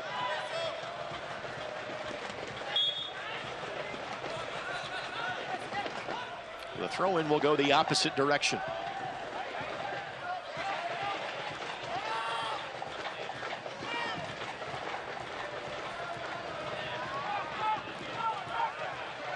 Now a little pressure picked up by the Indy 11. Last touch by Guenzati. Indiana has been a little more selective in terms of when they press tonight. That was obviously a good situation to do so, with having Wynn pinned up against the sideline. So Pino and Asante, the aforementioned duo from halftime, will not spend much time on the bench in half number 2. They are both about to make their way to the 4th official. Rodriguez goes flying. Good win by Quinn. Dambrot fouled by Crawford. Crawford, a native of Scotland, his 4th year of at least spending part of the season with the Charleston Battery. Young man that played for Rangers before making his way to the States.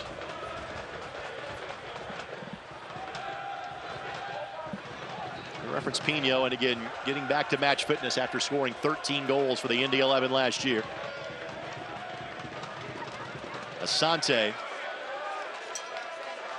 He's been deemed by Mark Lowry. His role is going to be play the last 30 minutes of most every match this year. He thinks that's where the advantage is for Solomon at this point of his career. Ball goes left side to Dambrot. Trying to beat Dodson outside of the 18. Quinn couldn't keep it at his feet. And he's such an impactful player. He plays with such pace, such creativity, and he's one of those guys that can drive that early serve in behind that back line. We've seen him do it throughout his career. Indy 11 fans, gather your group of 10 or more for a unique way to experience game day, including our new beer garden experience at Carroll Stadium. Groups receive exclusive on-field opportunities, in-stadium recognitions, and up to 35% off regular ticket pricing. To learn more or book your group, visit indy11.com/tickets or call 317-685-1100 and ask for the ticketing department. And if that does not work, I will give you Brad Hodder's personal cell phone number. Not my burner phone, though. No, the actual one. Okay. 317. I'll give more depending on how you do the rest of the match. Because you had a group you were attending to just before the match began.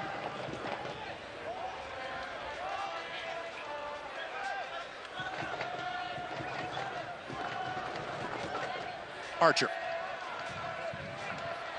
Archer been on international duty with Trinidad and Tobago. There's Neville Hackshaw, formerly of the Indy 11, now the Oakland Roots, also spent some time with TNT in the Gold Cup. Gold Cup quarters played just down the road in Cincinnati on Sunday night. Barajas. Rodriguez keeps it in play. Williams lurking, but never could get a boot to it. Yeah, well, I thought Dispay misread it. He was checking his shoulder to see where Williams was. Quinn. Good find for Guenzotti. Velasquez. And a little switch to the attack is exactly what Indy needed. Yes, it's got to be better. It's got to be better. It floats. He's got to wait for it and allows that pressure to come right back. King sends it right to Chris Allen. And thankfully, the turf monster does a little help for the Indy 11. That ball bounded over the boot of Barajas, and a goal kick coming for Yannick Ertl.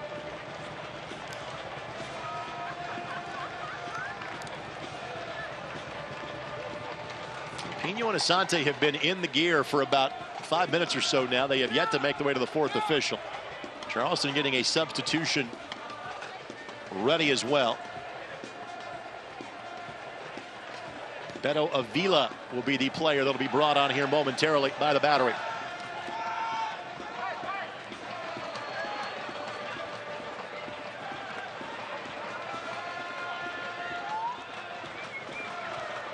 Pino and Asante make their way to the fourth official tonight, who is Kyle Armstrong. We'll have a series of substitutions brought to you by Chief League of Indiana coming up in a matter of moments.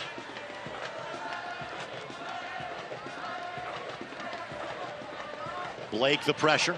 Velasquez able to track it down. Guenzotti will pivot. Has Dam brought to his left. Four options inside of the 18. Goes all the way through. Martinez could not track it down. It will be a throw coming. Not a goal kick, but a throw against the corner flag. Before it happens, though, it's time to welcome some new men to the match. As expected, Asante in, Velasquez out. Guenzotti gets an early curtain call tonight as Pino comes in to replace him. And for the Charleston Battery, Fidel Barajas will exit. As Beto Avila will come in, and he has a nice word for Stefano Pino. You see number 69 and 29. They were teammates 2 years ago with the Austin Bold, so they share a moment before entering this match. And all of our substitutions brought to us by Jiffy Lube of Indiana. Barajas has the world by the tail. He is just 17 years old.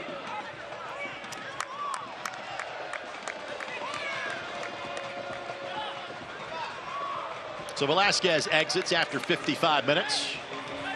Good minutes by the veteran tonight. Velasquez getting just his third action of the season. Pino again played 25 minutes on Saturday. He has to go about 35 tonight. This is frankly one of the earlier departures of the year for Guenzotti. 3 goals and 2 assists. Guenzotti will not add to that this evening. Of course, Asante and Pino spent time together last year. Quinn trying to find Asante. And then Avila welcomed the match rather rudely by Jack Blake. We'd like to welcome you to our home turf by shoving you closer to it.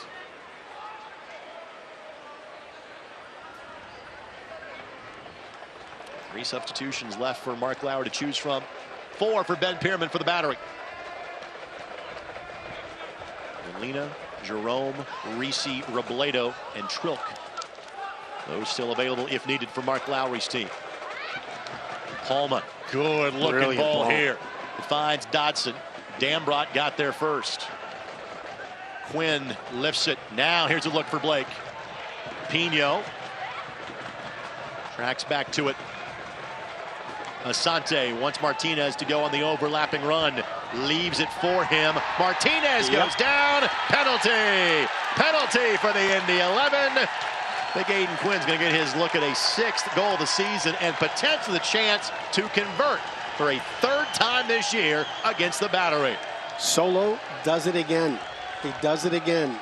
Right here, when he gets the ball, he is motioning for Martinez to make that run for him. Lays it out perfectly. If he was laying it out for a shot, it wasn't the right pace on that ball. But he laid it out at the right pace that there was no way Solo could get it without being fouled. Declan Wynn draws the penalty. Now Aiden Quinn is just kind of hovering around the 18. Is he going to let Cam Lindley take this one? Or is Cam kind of repeating what he's done the last couple of times and simply holding the ball for Mr. Quinn, almost like a caddy? Here you go, sir. Here's the read. Well, I think you just play a little bit of mind games with Trey Muse in that point. You know, they've got video on 2 penalty kicks in Patriots Point from Aiden Quinn, and now you just put another thought in his head before the shot. 5 for 5 for the Indy 11, 23 for 26 all time. Quinn is the USL Championship all-time leader in penalties made. Looking to make it 6 on the season from the spot, which would put him 2nd in club history in pens made. And this is 18th match in an Indy uniform. On a night where he is looking to go to 2nd in the history of the league in minutes played and cross 20,000 for his career. Can he add another goal? Can he give the Indy 11 the lead? The answer is yes. Cue the smoke in the BYB. Indy 1 goal to good in the 61st minutes. Brilliant. No doubt where he was going.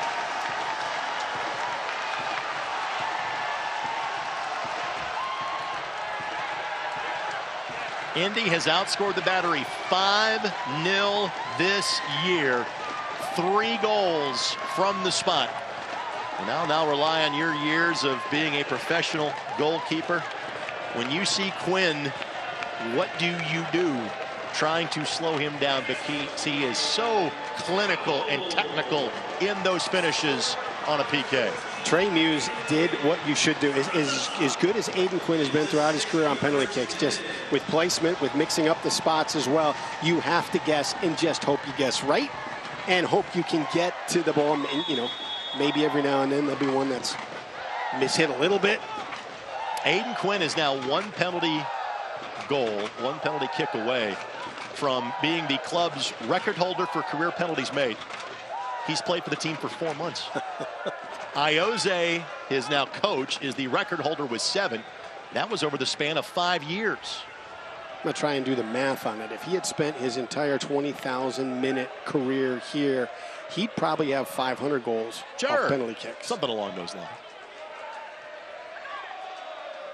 So how does this change now the tenor of this game? Indy playing a goal to the good. Well, you can sit in a little bit more. You don't have to stretch yourself and get out of shape.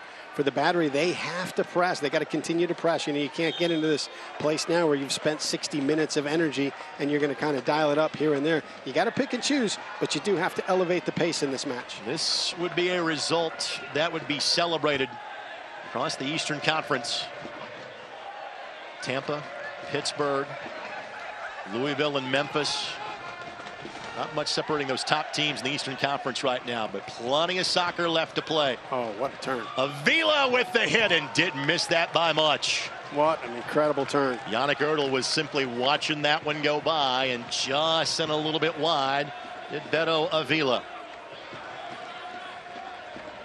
Tough part is he's still got a little bit of sun in his eyes. Such a quick turn, and when you turn like that and you got your back to goal and you're turning to hit the shot, it's deceptive. As a goalkeeper, you want that line of sight, be able to see that foot hit the ball. You want to see the preparation for it. Avila is on loan from the Houston Dynamo. He did get 8 matches at the MLS level a season ago. Has a goal and an assist, does Beto. And this is 8th match for the club. King did not hit that the way he had hoped. Markanek would tell you the exact same thing. And on this too, when you look at all the success the Battery had off of pressing the Indy 11, trying to build with short passes out of the back, you'd expect now to see Indy be a little bit more direct, not take those chances, not play with the ball in the back third. King, a professional foul and a yellow shown to Macaulay King. So Mack is shown yellow for a 6th time this season. Not sure if all of those have come in his days with the Indy 11, or some of those may have been accumulated with the switchbacks of Colorado Springs. But Mack knew he was beaten. Simply took the foul to slow down the attack of Arturo Rodriguez. It's how hard he plays game in and game out. It's how physical as he plays game in and game out. You're surprised when he doesn't get a card. Of course, this match brought to us by Community Health Sports Medicine. Exceptional care simply delivered. Indy looking to make it 4 consecutive wins against the Charleston Battery. Last year, Manuel Arteaga had a hat trick in the first half of a match in Charleston early June. That was a game where Indy kind of had to hang on late to win that one 4-3. It was a more decisive win here in the home finale in October against the Battery last year. Not many players back from that Battery squad. Williams is one of them. It's back from a season ago. Rodriguez. Crawford. Wynn sends it in, and Markanek couldn't pull off the bit of skill to get that one turned on frame. Goal kick coming for Yannick Ertl. I'll tell you, the Battery does a great job of spreading players throughout the width of the field in the attacking third. I mean, there's options everywhere.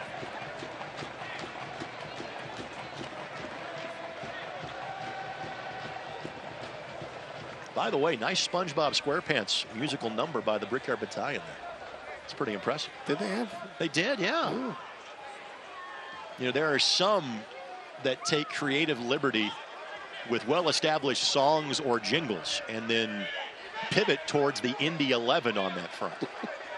That's called foreshadowing, kids. Watch your social media feeds for that in future days. Sneaky. So Martinez will throw this one for the Indy 11, trying to go to a rare weekend off with 3 points in hand and a completely different feeling than the one in which they had after leaving the building on Saturday night, losing at Tulsa 1-0. And too, when you have that much time off, it's so important to get the win, because that gap, you're just hungry for points. And when you walk away from a game with a loss and no points, that time between matches is just painful. Martinez with a throw in to Trey Muse. Muse, the Louisville, Kentucky native. He grew up in Louisville, but then trained as a youth in the Sounders system. Then came back to Bloomington to play for 2 years at Indiana University. Trey's dad played at the University of Kentucky. King goes the turf, draws the whistle. And obviously we could talk the rest of the match about great goalkeepers that have played at Indiana University. And the 11's first coach was one of them, in Jurgen Sommer. And how about the next generation, what Roman Celentano is doing down the road for FC Cincinnati. Became a starter as a rookie after being the 2nd pick in the MLS Super Draft last year. Indiana produces some pretty impressive keepers, not just collegiately, you know, but you look at the development. Who was the kid? I think he was with Sporting. Yeah, kid that was in the Sporting Kansas City 2 system. Like 16 years old Floyd from Central. Yeah. Where's he at? Good question. I'll have to look up the internet for this one. Yeah, I got another trivia in the hip pocket when you're ready. This is a music one, too. Fire away. Wynn couldn't keep that in play. Throw in coming for the Indy 11, and a pair of substitutions about to head towards the 4th official. Emilio Icaza for the Charleston Battery. And also Tristan Traeger. Both getting ready to make their imprint on this map. Musical trivia, have at it. What Charleston-born singer-songwriter is playing at the Vogue next month? Will this be your buddy Edwin McCain? Son of a gun. You want to explain your friendship with Edwin McCain for those watching from the Low Country? He's absolutely brilliant, and we've worked together on a couple projects, but huge, a massive fan. Absolutely love his music. He literally sent you a recording for your daughter's wedding a couple years ago, correct? He did. Yeah. He played I'll Be, which is the #1 wedding song on the planet, and he did a video for my daughter and her husband, and we played it at the wedding that night. It was like he was there, and just an amazing guy. Talented musician, amazing guy. So Traeger and Ikaza come in. Mark Koenig amongst those that are done for the night for the Battery. And all of our substitutions brought to you by Chief of Indiana. Robbie Crawford is the other player subbed off for Ben Pierman's squad.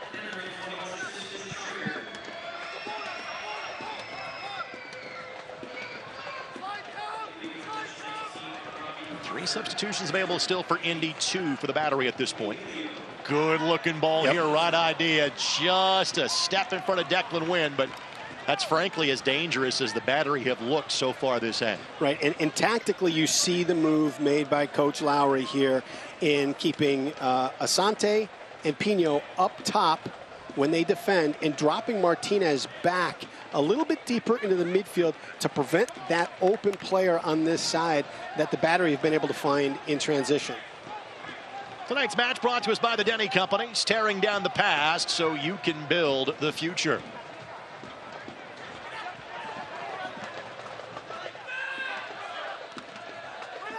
Allen sprays that one.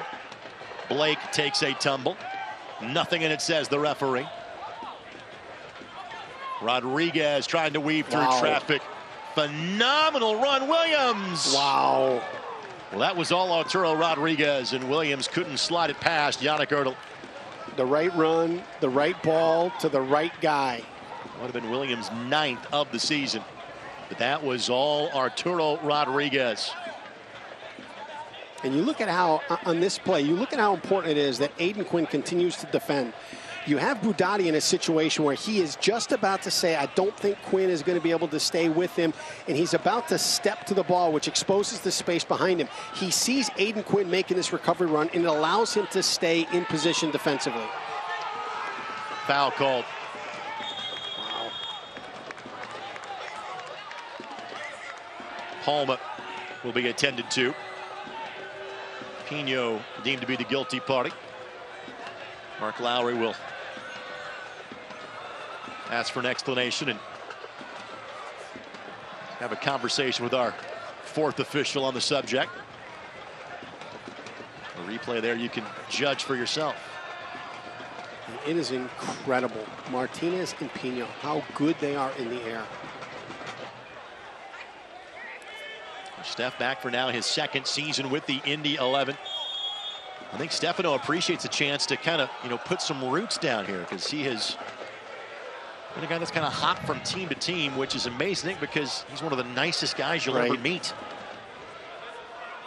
Spent time with 3 different teams, North American Soccer League, spent time with Orlando City in early days in Major League Soccer. And had a largely unsuccessful season with the Austin Bold in 2021, but impressed Mark Lowry when Mark was coaching against him with El Paso. And sometimes, when you see a player and you think, they're not being used the way I would use them. And so they have a lack of success in a system. They may not fit him as well. And you're watching from the outside and you're saying, boy, if I were to have that player, the things we could do. And then they become available. And it's like, all right, here we go. 13 goals for Pino last year. What a ball by Lindley. Speaking of Pino, trying to create a window, blast away, nothing there. Good follow-up by Quinn. Budati, Martinez to keep the attack alive for the home side.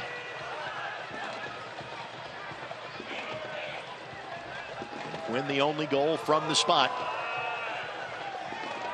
Martinez walks the tightrope and plays it off of the Charleston defender. Absolutely fantastic stuff from Dougie Martinez. Douglas, 1 goal for the Indy 11. That was the clincher in Hartford a couple of weeks ago. That was the last win for the Indy 11. Previous 2 matches of this 4-game homestand, they have pulled a point and then nothing from a 1-0 loss.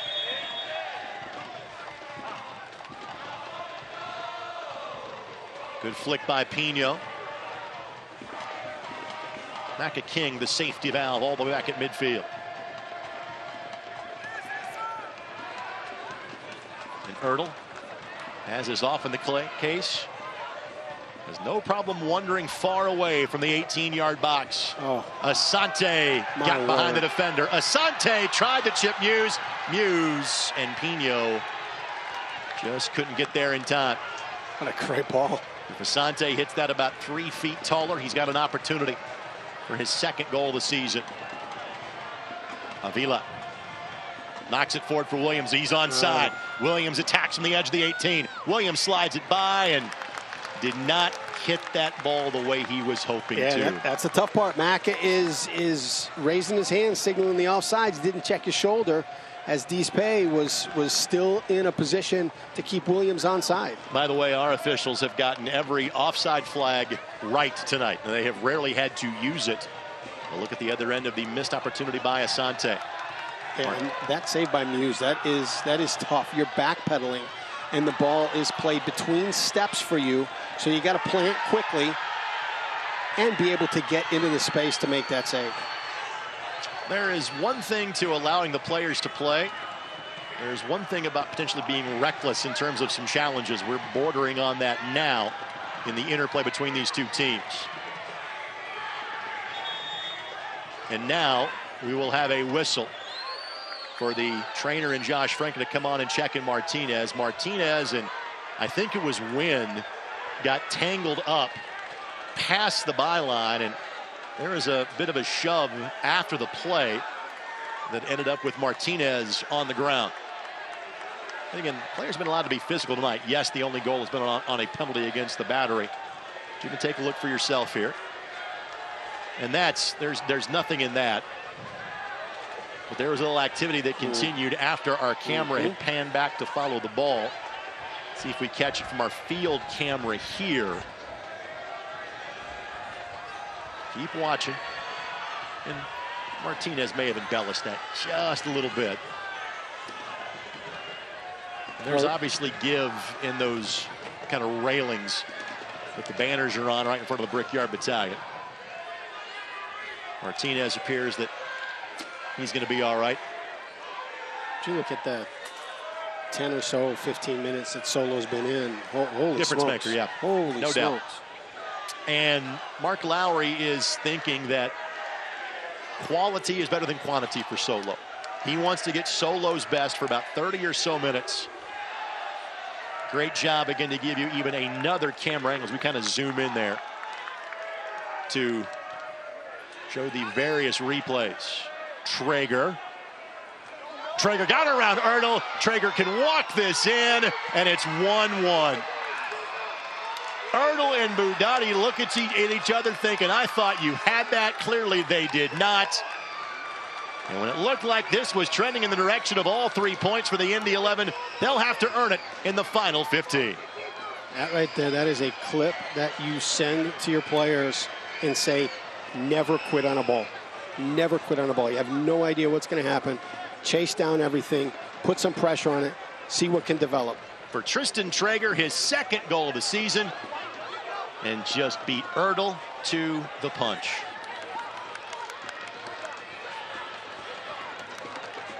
That was Ikaza that played the ball. So those are the last 2 subs to enter the game for the Battery.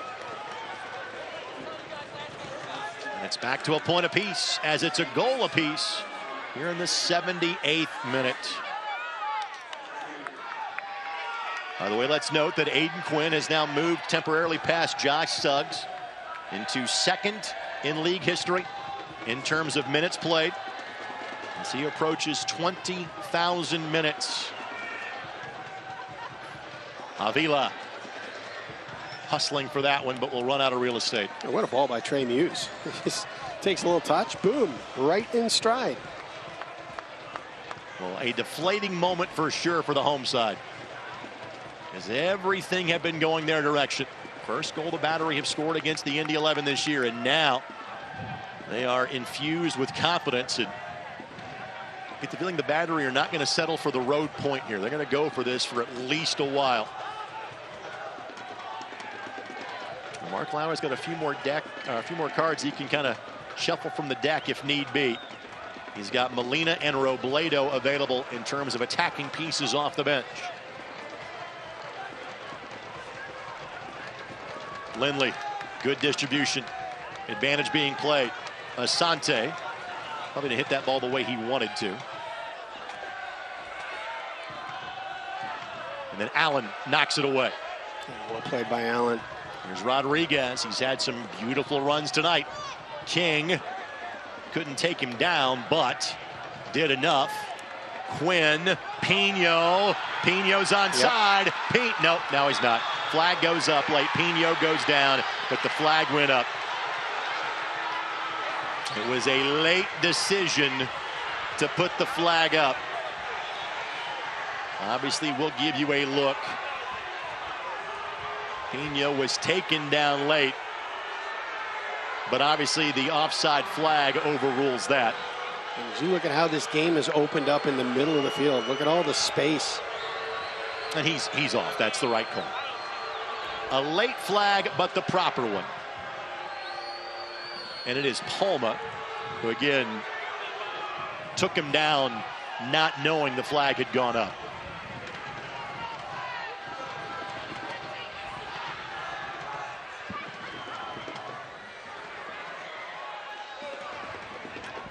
Brad, what's going to be the difference here in these final 10+ minutes? This transitional space in the middle. As both teams are not satisfied pulling 1 point from this match, you're going to see bodies start going forward. You got some fatigue out there, so the willingness and the energy to track back is going to be at risk. But watch how open the middle of the field gets. Fan Select is the official match ball supplier of the USL Championship and many elite leagues throughout Europe. Visit us.select-sport.com for the latest Select products, specials, and more. Select, the player's choice. Ask for a handball on Martinez, won't get it. Good battle between he and Traeger. Pino the target. Lindley couldn't find him. And Pino down, and again, official says not enough in it, as Pino is slow to pop back up.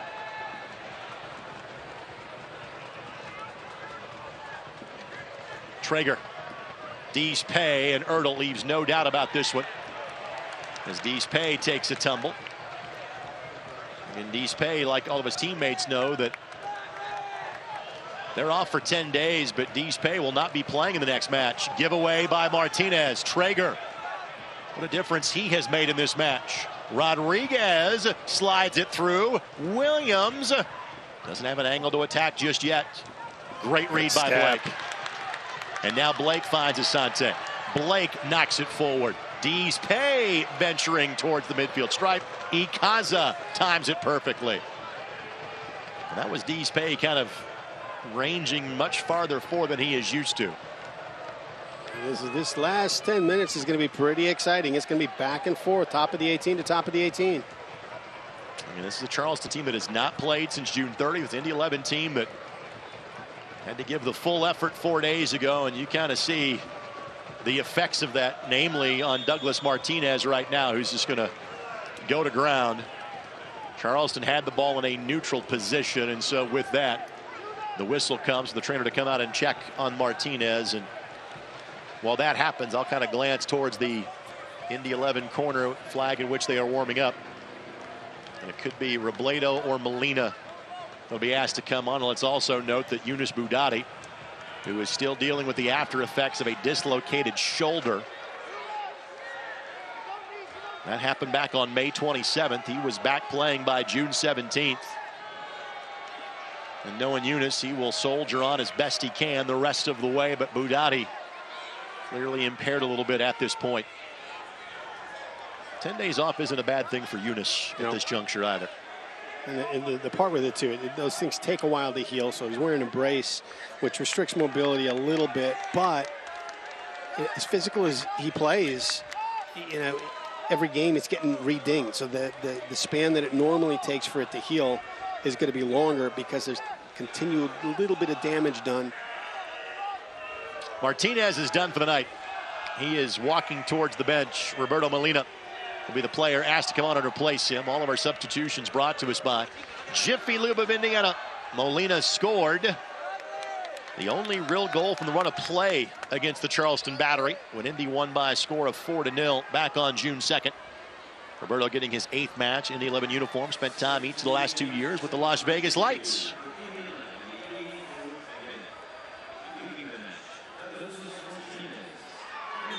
And that'll be a foul on Dan Brott. And a chance for a restart by the corner flag for the visitors, and now Dan Brott going to be shown yellow. And that wasn't for the foul, that was for his reaction toward the assistant referee on the far sideline. This match brought to us in part by the Keystone Group, specializing in transformational developments, construction, management, and investments. The last few minutes, and you see it on this this last ball that was just going out of bounds, they're looking to go very, very direct. Just see if they can find a pocket, find a channel, drive that ball in, and see if Williams can find the other end of it.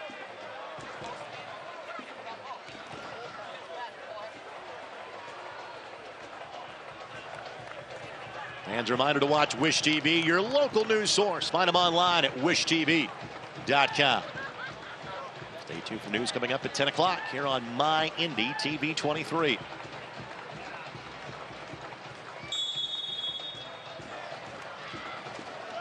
All the way to the back post, Traeger. Palma, excuse me, tries to track that down, but couldn't do much with it.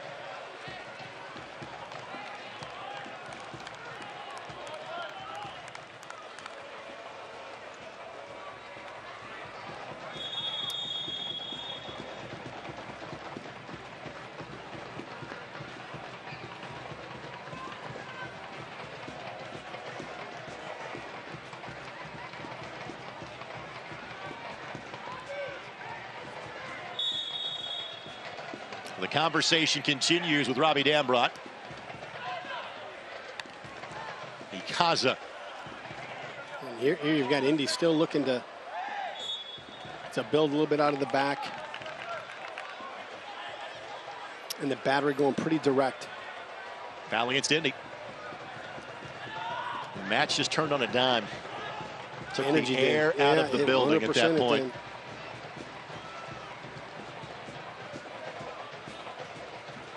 Both guys are gutted about that moment.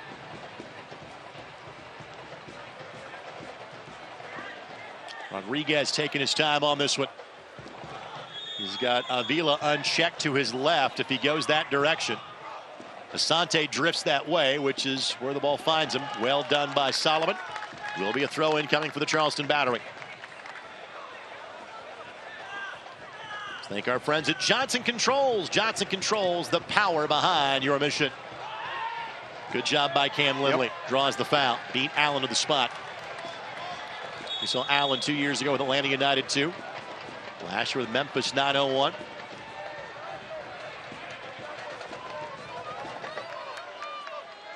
Here's Molina. His chance to leave an imprint on this game. And Avila picks his pocket.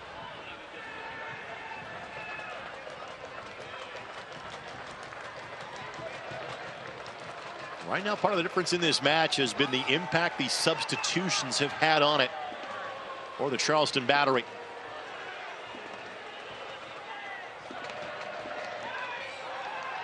Take away by the Indy 11. Good moment. Layer down. Ikaza got in the way of Molina. Got to feel that pressure. And Budati. Feel that. Yeah, that ball's got to leave your feet before it arrives. By the way, let us congratulate Aiden Quinn as he has gone past the 20,000 minute mark played in USL Championship history. Just the second player to ever do so.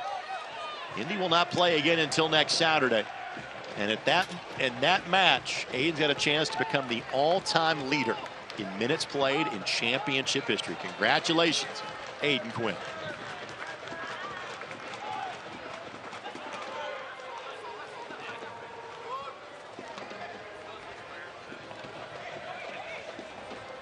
Traeger. Good looking ball here. Avila draws the foul on Dambrot, and Dambrot will be shown yellow, which will turn into a red. So it will not be a penalty, but it'll be a free kick from just outside of the 18. And Indy will be, I believe, a man down and now a man short for the next match. So Dambrot yellow, Dambrot red, and Robbie heads to the showers. You know, we talked about it either early in the broadcast or pregame that never seen anything like this. And you look at what Indy has had to deal with this year with the back line, from injuries to red cards to having to change systems because you're out of backs. It's been incredible. So Indy again won't play for 10 days, and they certainly hope to have players like Jesus Vasquez and Brian Rebillon back and available in 10 days. But they also now know they will not have Adrian Deespay nor Robbie Dambrot for that match.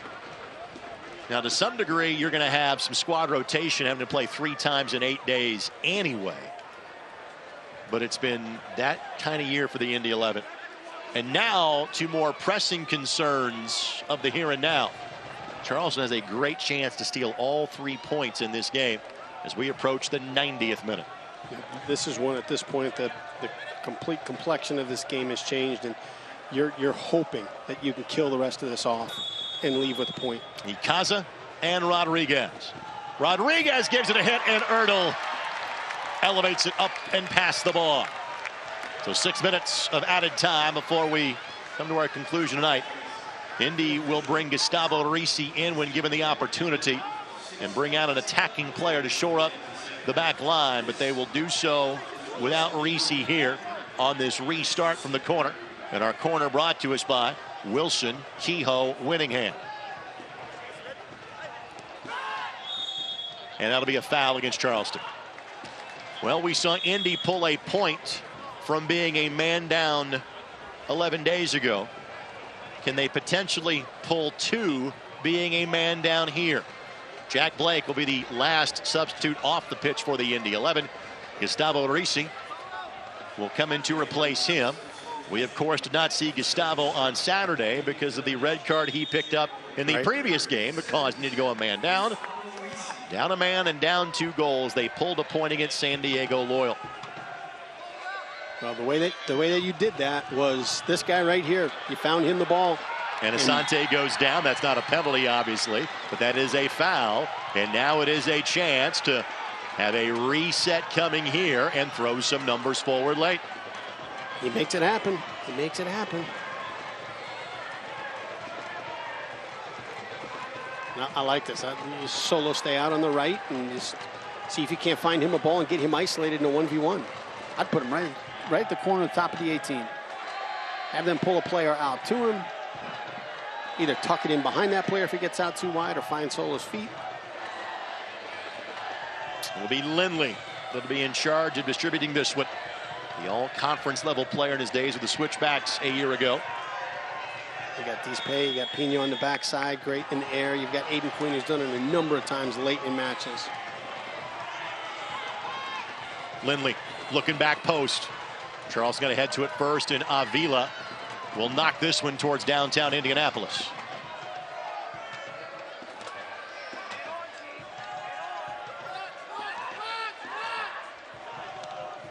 Erdl will play the long distance ball.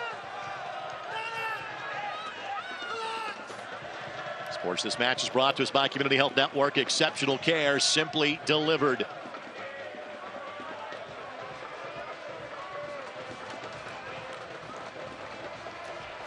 And Erdl will come out and pick that one off.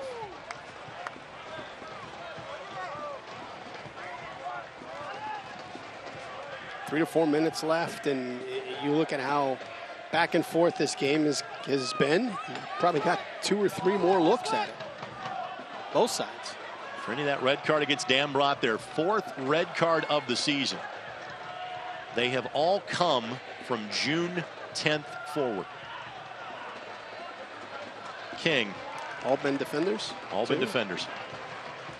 Okay, you're Mr. Stat Guy. That's what I call you. Thank you. Appreciate that. What's the most Indy 11's had in a season? There'll have to be some research before our next telecast against Tampa Bay Rowdies. Coming up on July 22nd on that one. But it's getting up there, let's put it that way. Asante with the steal. Solomon not thinking he's got the jets just to streak forward on this one.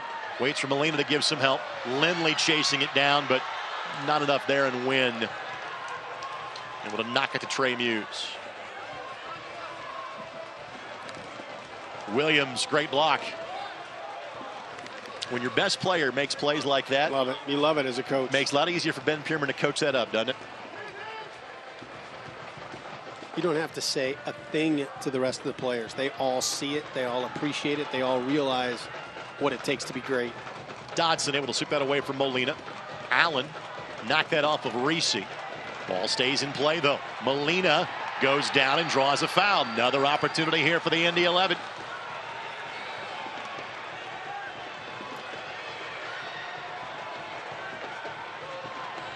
As always, thanks to our friends at our Central Indiana Honda dealers. Central Indiana is proud to be Honda's home turf, too. Search your local Honda dealer today.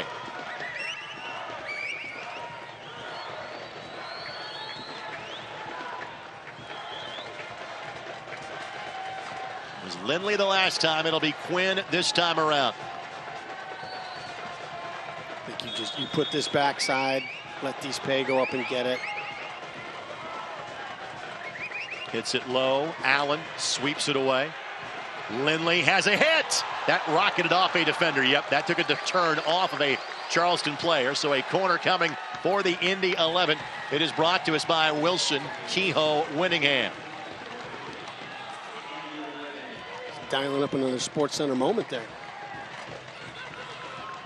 And a top 10 play in the victory against Hartford Athletic. The last time Indy got the full 3 points. Lindley sends it in. Dees Pay directed away by Archer. And Dees Pay will let that one trickle across the touchline.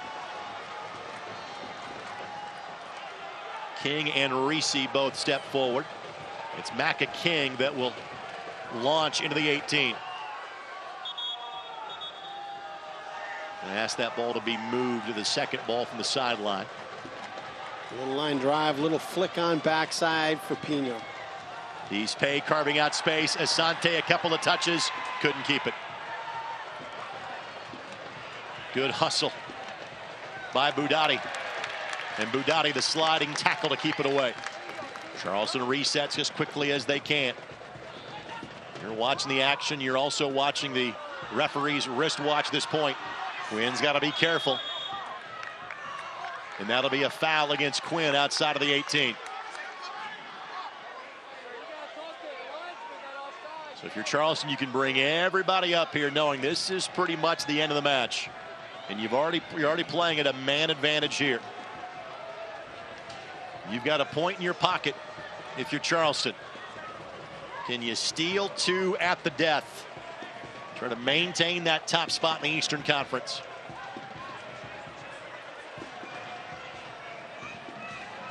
And if you're Indy, any sort of touch, hit it towards the White River. I tell you, I like this little short ball in here too. Avila again is largely unchecked. It's on your screen. Looking back post. What? Wow. A cross that was lacking will be the way this match will finish. A point for both teams. The Indy 11 will feel like they let one get away at home again tonight. Again, this Indy 11 squad does pull a point. I think it's one of the better teams in the East. But it is an Indy 11 team that still is sitting on 1 home win. 18 matches into the season. The Indy 11 won on a night where Aiden Quinn plays his 20,000th minute in USL Championship play. He gets his 6th goal of the season. But about 15 minutes after that, back Tristan Traeger pulls one on a long-distance ball. He was able to sneak in between Yannick Erdl and Yunus Budati. Leads to a point aside tonight, a goal aside tonight. As Charleston gets their first point against the Indy 11 in the last 2 years. Now you look at the faces and the body language on both teams, and both are frustrated at this point. Well, our stat of the game is brought to us by Sports Tech HQ. And the man of the match for the Indy 11 is again Aiden Quinn. He is now second in league history in terms of minutes played. And he is only behind Taylor Mueller in the history of this league in terms of minutes played. And Aiden is set to pass him the next time Indy plays, which is not until a week from Saturday against Tampa Bay Rowdies. But another feather in the cap in the wonderful career of Aiden Quinn. Yeah, and he talked about it. We interviewed him after the match against Tulsa, is that the best of ability is availability. So keeping himself fit, keeping him, sleep, nutrition, all that stuff, all of it goes into being able to accomplish something like that. But now for the Indy 11, this is kind of a last chance to reset for the season. There's kind of one more lengthy break coming up in September. But 10 days before the next match, kind of a couple of days for everybody to scatter at this point. Because, again, it's not an Indy 11 team where you feel the season is lost, but you just kind of feel stuck in neutral right now if you're the Indy 11. Well, here's the thing. You're still in this playoff spot. You still have control of what you need control of. And you've dealt with more adversity than I've ever seen a team have to deal with. If things get, life's balance. If the second half of the season, you're not having the red cards, the injuries, all of these different chaotic things, this team is capable of doing some absolutely amazing things this year. Right now, though, it's a chance to kind of get healthy for this group, knowing you're already 2 players down now for the next time out. No Adrian Deespay, no Robbie Dambrot, as both players will be seated next Saturday when the Tampa Bay Rowdies make their lone trip to Indianapolis for 2023. Stay tuned. We'll have some players joining us for our post-game conversations after we take this quick timeout. Indy 11 won. The Charleston Battery won. Post-game coverage comes your way next on the Indy 11 television network of MyIndy TV and ESPN+.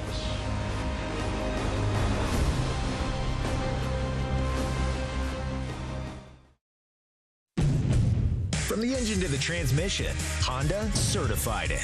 Drive with confidence, knowing from mile 1 to mile 100,000, you're backed with a 7-year, 100,000-mile warranty. Only available at your local Honda dealer. For over a century, Indiana has been the destination for sports innovation and the state where champions are crowned. Now, we're entering a new era with Sports Tech HQ, a place that inspires innovation and invests in entrepreneurs who are changing the game, one startup at a time. Welcome to the crossroads of sports and technology. Sports Tech HQ, home of the game changers.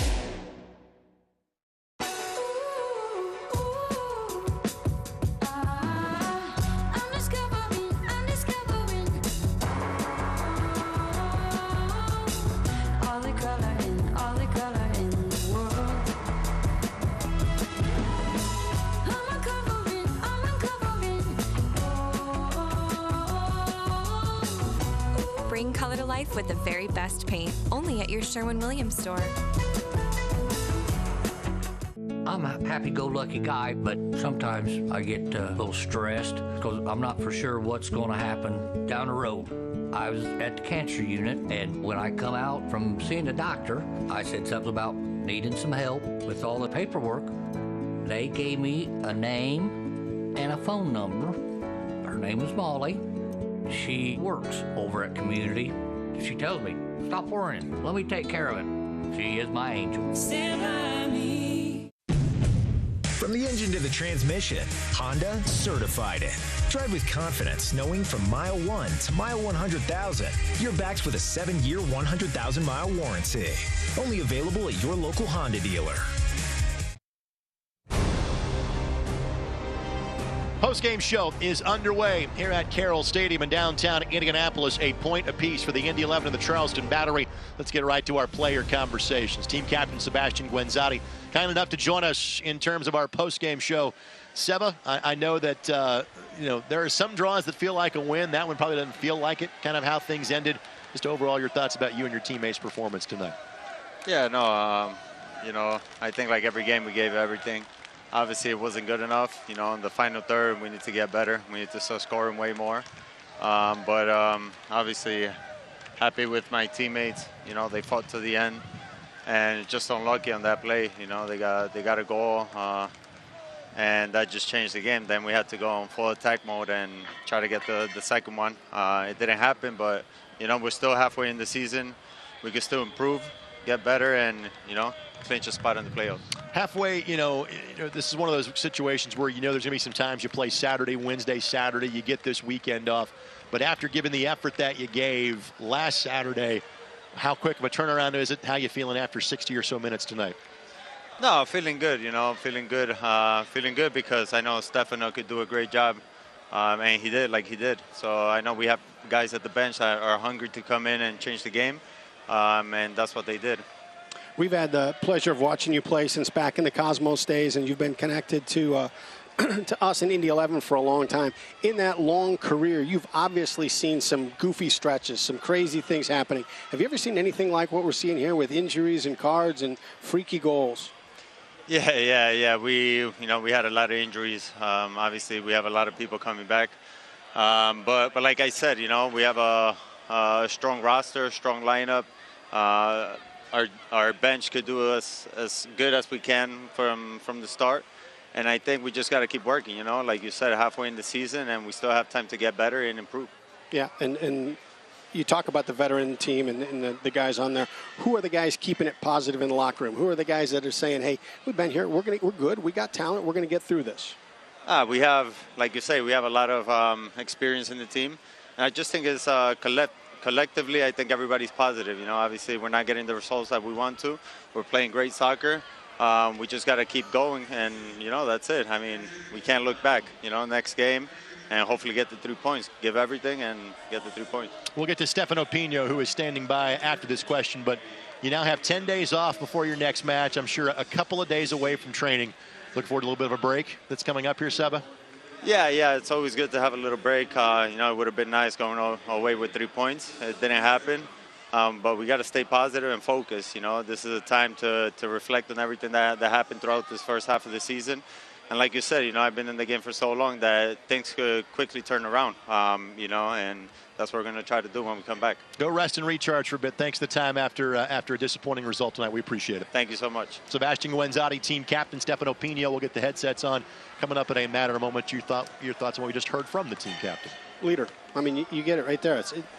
You're gutted. You're frustrated by what just happened because you had 3 points, 20 minutes ago. Right. And to be able to come and have an interview like that and talk about positivity and talk about, your teammates and the strength of the lineup, that's what you want out of your leader. Well, on Saturday night, it was 25 minutes in his return to Indianapolis. Tonight, it's about 40. We're hoping about 10 days from now he may get his name in the starting 11. It is last year's leading goal scorer in Stefano Pino that joins us now. You and I have had this conversation on radio. Good to have it back on TV. Welcome home, my friend. How are you? I'm good. Thank you. Like I said to you, I'm happy to be here. So I'm trying my best to help the guys, and I hope I can do like last year, score my goals and try to help the team. Overall, just how you feeling in terms of kind of match fitness now, getting a couple of matches in, coming in off the bench in the second half? Yeah, like the first game was more difficult. Now I'm like getting my fitness back, so like I can play more minutes. So I say to the coach, like as soon he like wants me to start, like I can start the game. So speaking of coach, you were here last year, so you understand how this team plays. How different is it this year with some of the new faces in the locker room and the new faces that'll be around you on the field? We have like a strong team this year. We have like a very good names on the pitch, so it's much easier to play with these guys. Like want to keep the ball, like pass. They have like a good pass. So for us, like strikers, is much better because like they can fight us anytime, and so one chance we can score. Now, one change that has happened, and some of it was forced with some injuries to the back line, is the system is a little bit different than how you played. There's more bodies up top. How do you like that adjustment? It's good for us because we have like many players around us, so we can like keep more the ball in the attacking side. So for us, it's way better this year, like the formation. So I like that. I know for you, it's more than just soccer. The family's thrilled to be here in Indianapolis as well. Have they made their way back up here just yet? They're gonna come like next Saturday, so I'm excited to have them here. So I think this helps a lot us, like outside the field, because like the family here, like happy wife, happy life, like I say. So like when they come, like they things gonna change a little bit more, like for good, you know. So I'm happy. We talked about this while you were on the field, and I said, you know, Stefano's got such this wonderful personality. It's almost surprising you have not spent really kind of more than a year in any place during your professional career to be back here for a second year. What does that mean to you? Before I came here, I talked to the coach, so he's given me the possibility to come. Like I told you, I love Indy. I love like the atmosphere here. I love the people here. So it was my first choice. So this time like it's different because like say it's like my second year in one place. So I want to give more than the first year. So like I have a little bit of pressure on me, you know. There's no pressure on you, and I know that you kind of thrive on it. So, buddy, we'll let you go. Thanks for the time. It's good to have you back in Indianapolis. Enjoy some downtime this weekend. We'll see you next week. Thank you so much. Stefano Pino, kind enough to join us in our player interviews. A couple of great leaders there in Stefano Pino and Sebastian Guenzati, and guys that have gotten it done at this level for the better part of a decade. I'm all in. If he wants to do better than he did last year, I'm buying. But, you know, you talk about his family coming up and how that's going to, you know, help him. And that there is something calming about having your family here. And, you know, family's got to be excited. Best children's museum in the world. I mean, you got so many great things here in Indy. Well, we're happy to have Stefano back. We'll take this quick timeout. When we come back, more post-game coverage from Carroll Stadium in downtown Indianapolis. It was the Indy 11-1 and the Charleston Battery 1. And we'll keep talking about it next as you're watching on My Indy TV and ESPN+. This copyrighted telecast of the United Soccer League Championship cannot be retransmitted, rebroadcast, or reproduced without the expressed written consent of the United Soccer League Championship.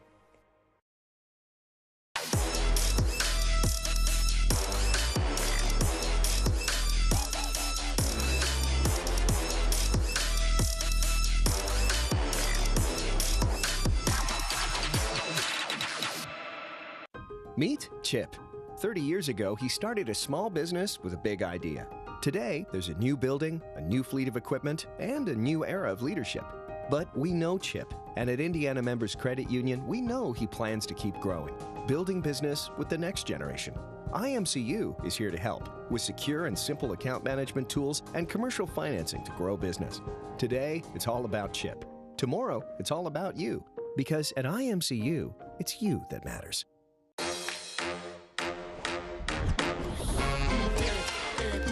Con el 1, 2, 3, tú a ver con el 1, 2, 3, actitud, actitud, actitud. Esto se hizo para bailar como el mambo, cuando tú le escuchas te enloqueces bailando.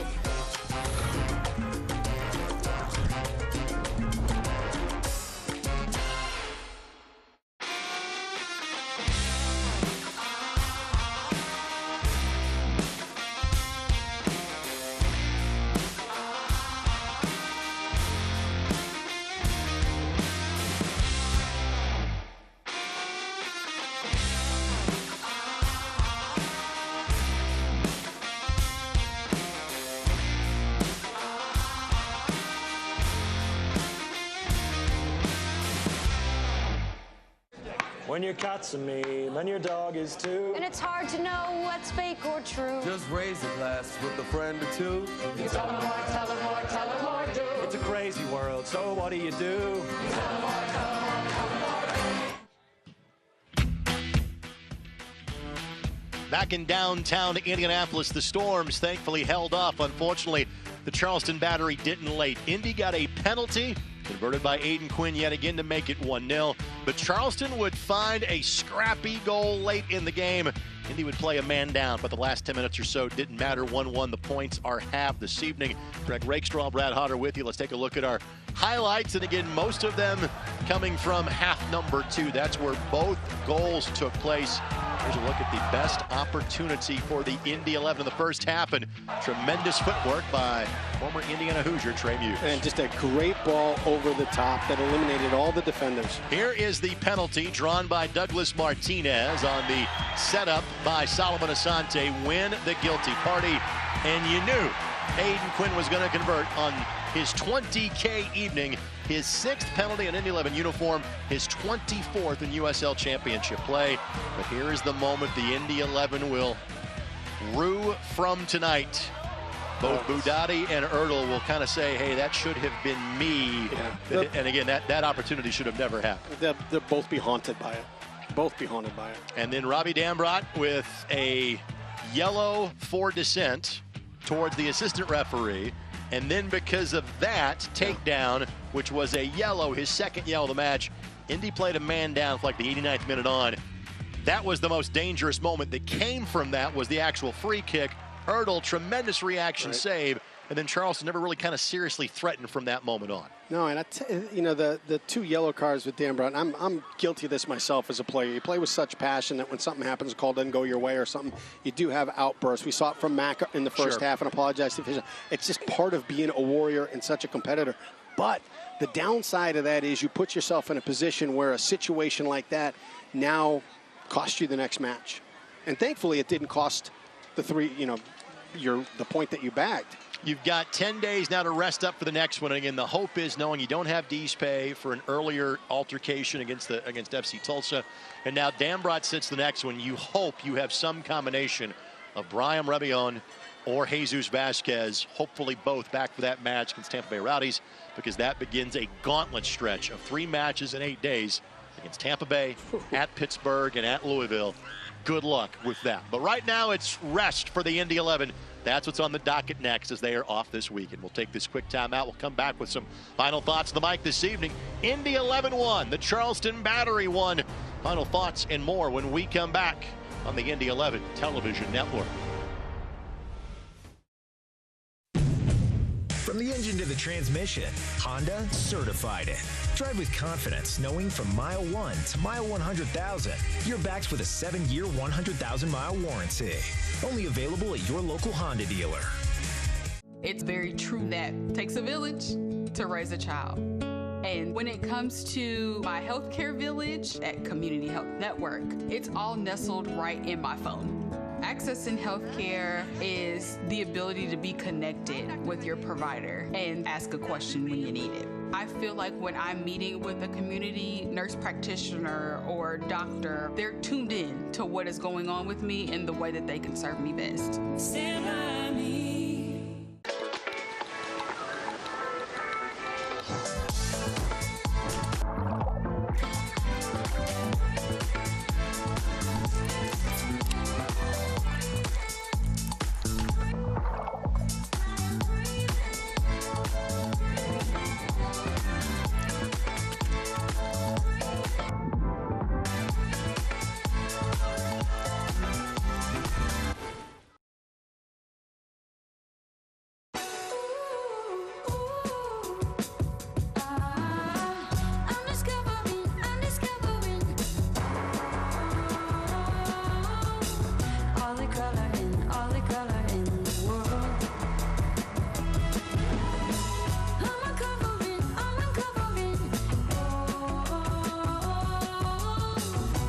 Bring color to life with the very best paint, only at your Sherwin-Williams store.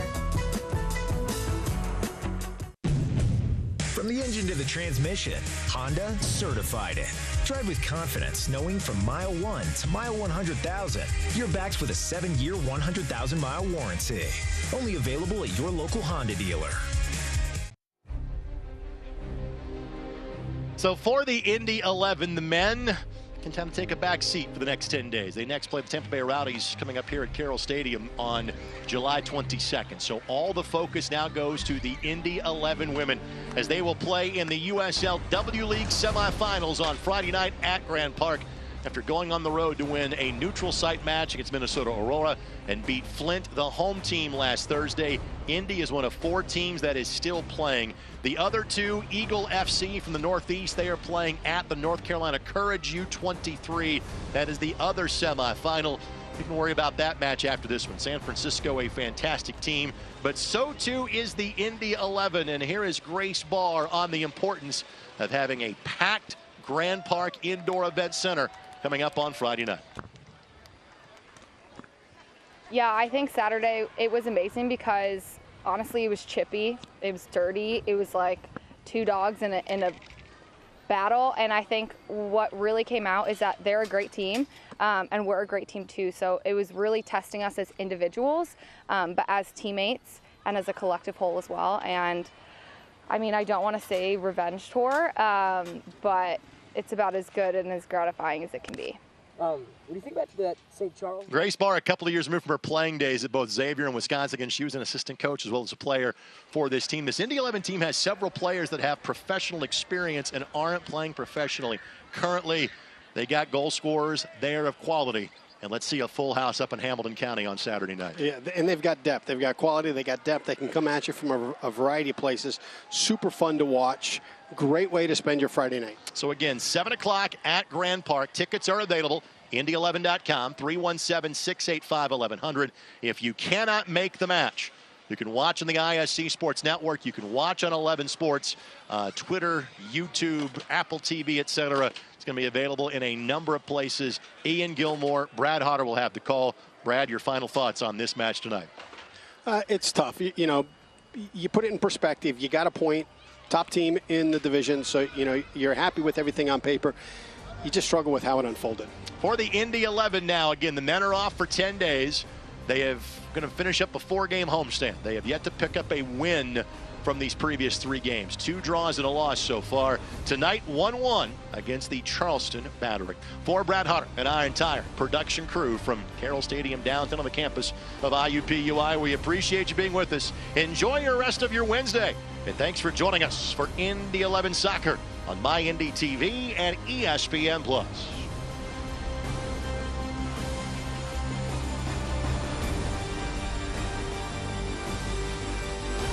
For over a century, Indiana has been the destination for sports innovation and the state where champions are crowned.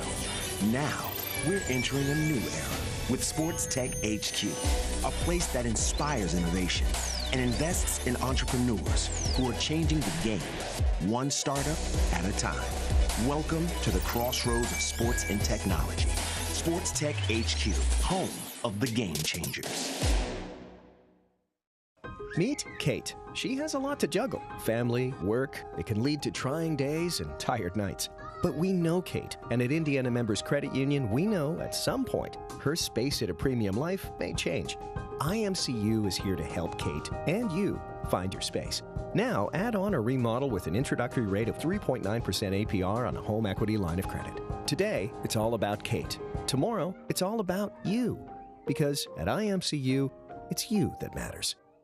The main part of my job is definitely listening. People deserve transparency. I don't want the financial part to be something that stops or hinders a patient from having the health care that they need. I try to treat each person like they're my mom or my grandmother, my daughter, my husband. I want them to know that they're not just another phone call for us. And it's very rewarding to know that I can provide peace of mind. When your cat's me, then your dog is too. And it's hard to know what's fake or true. Just raise a glass with a friend or two. You tell them more, tell them more, tell them more, do.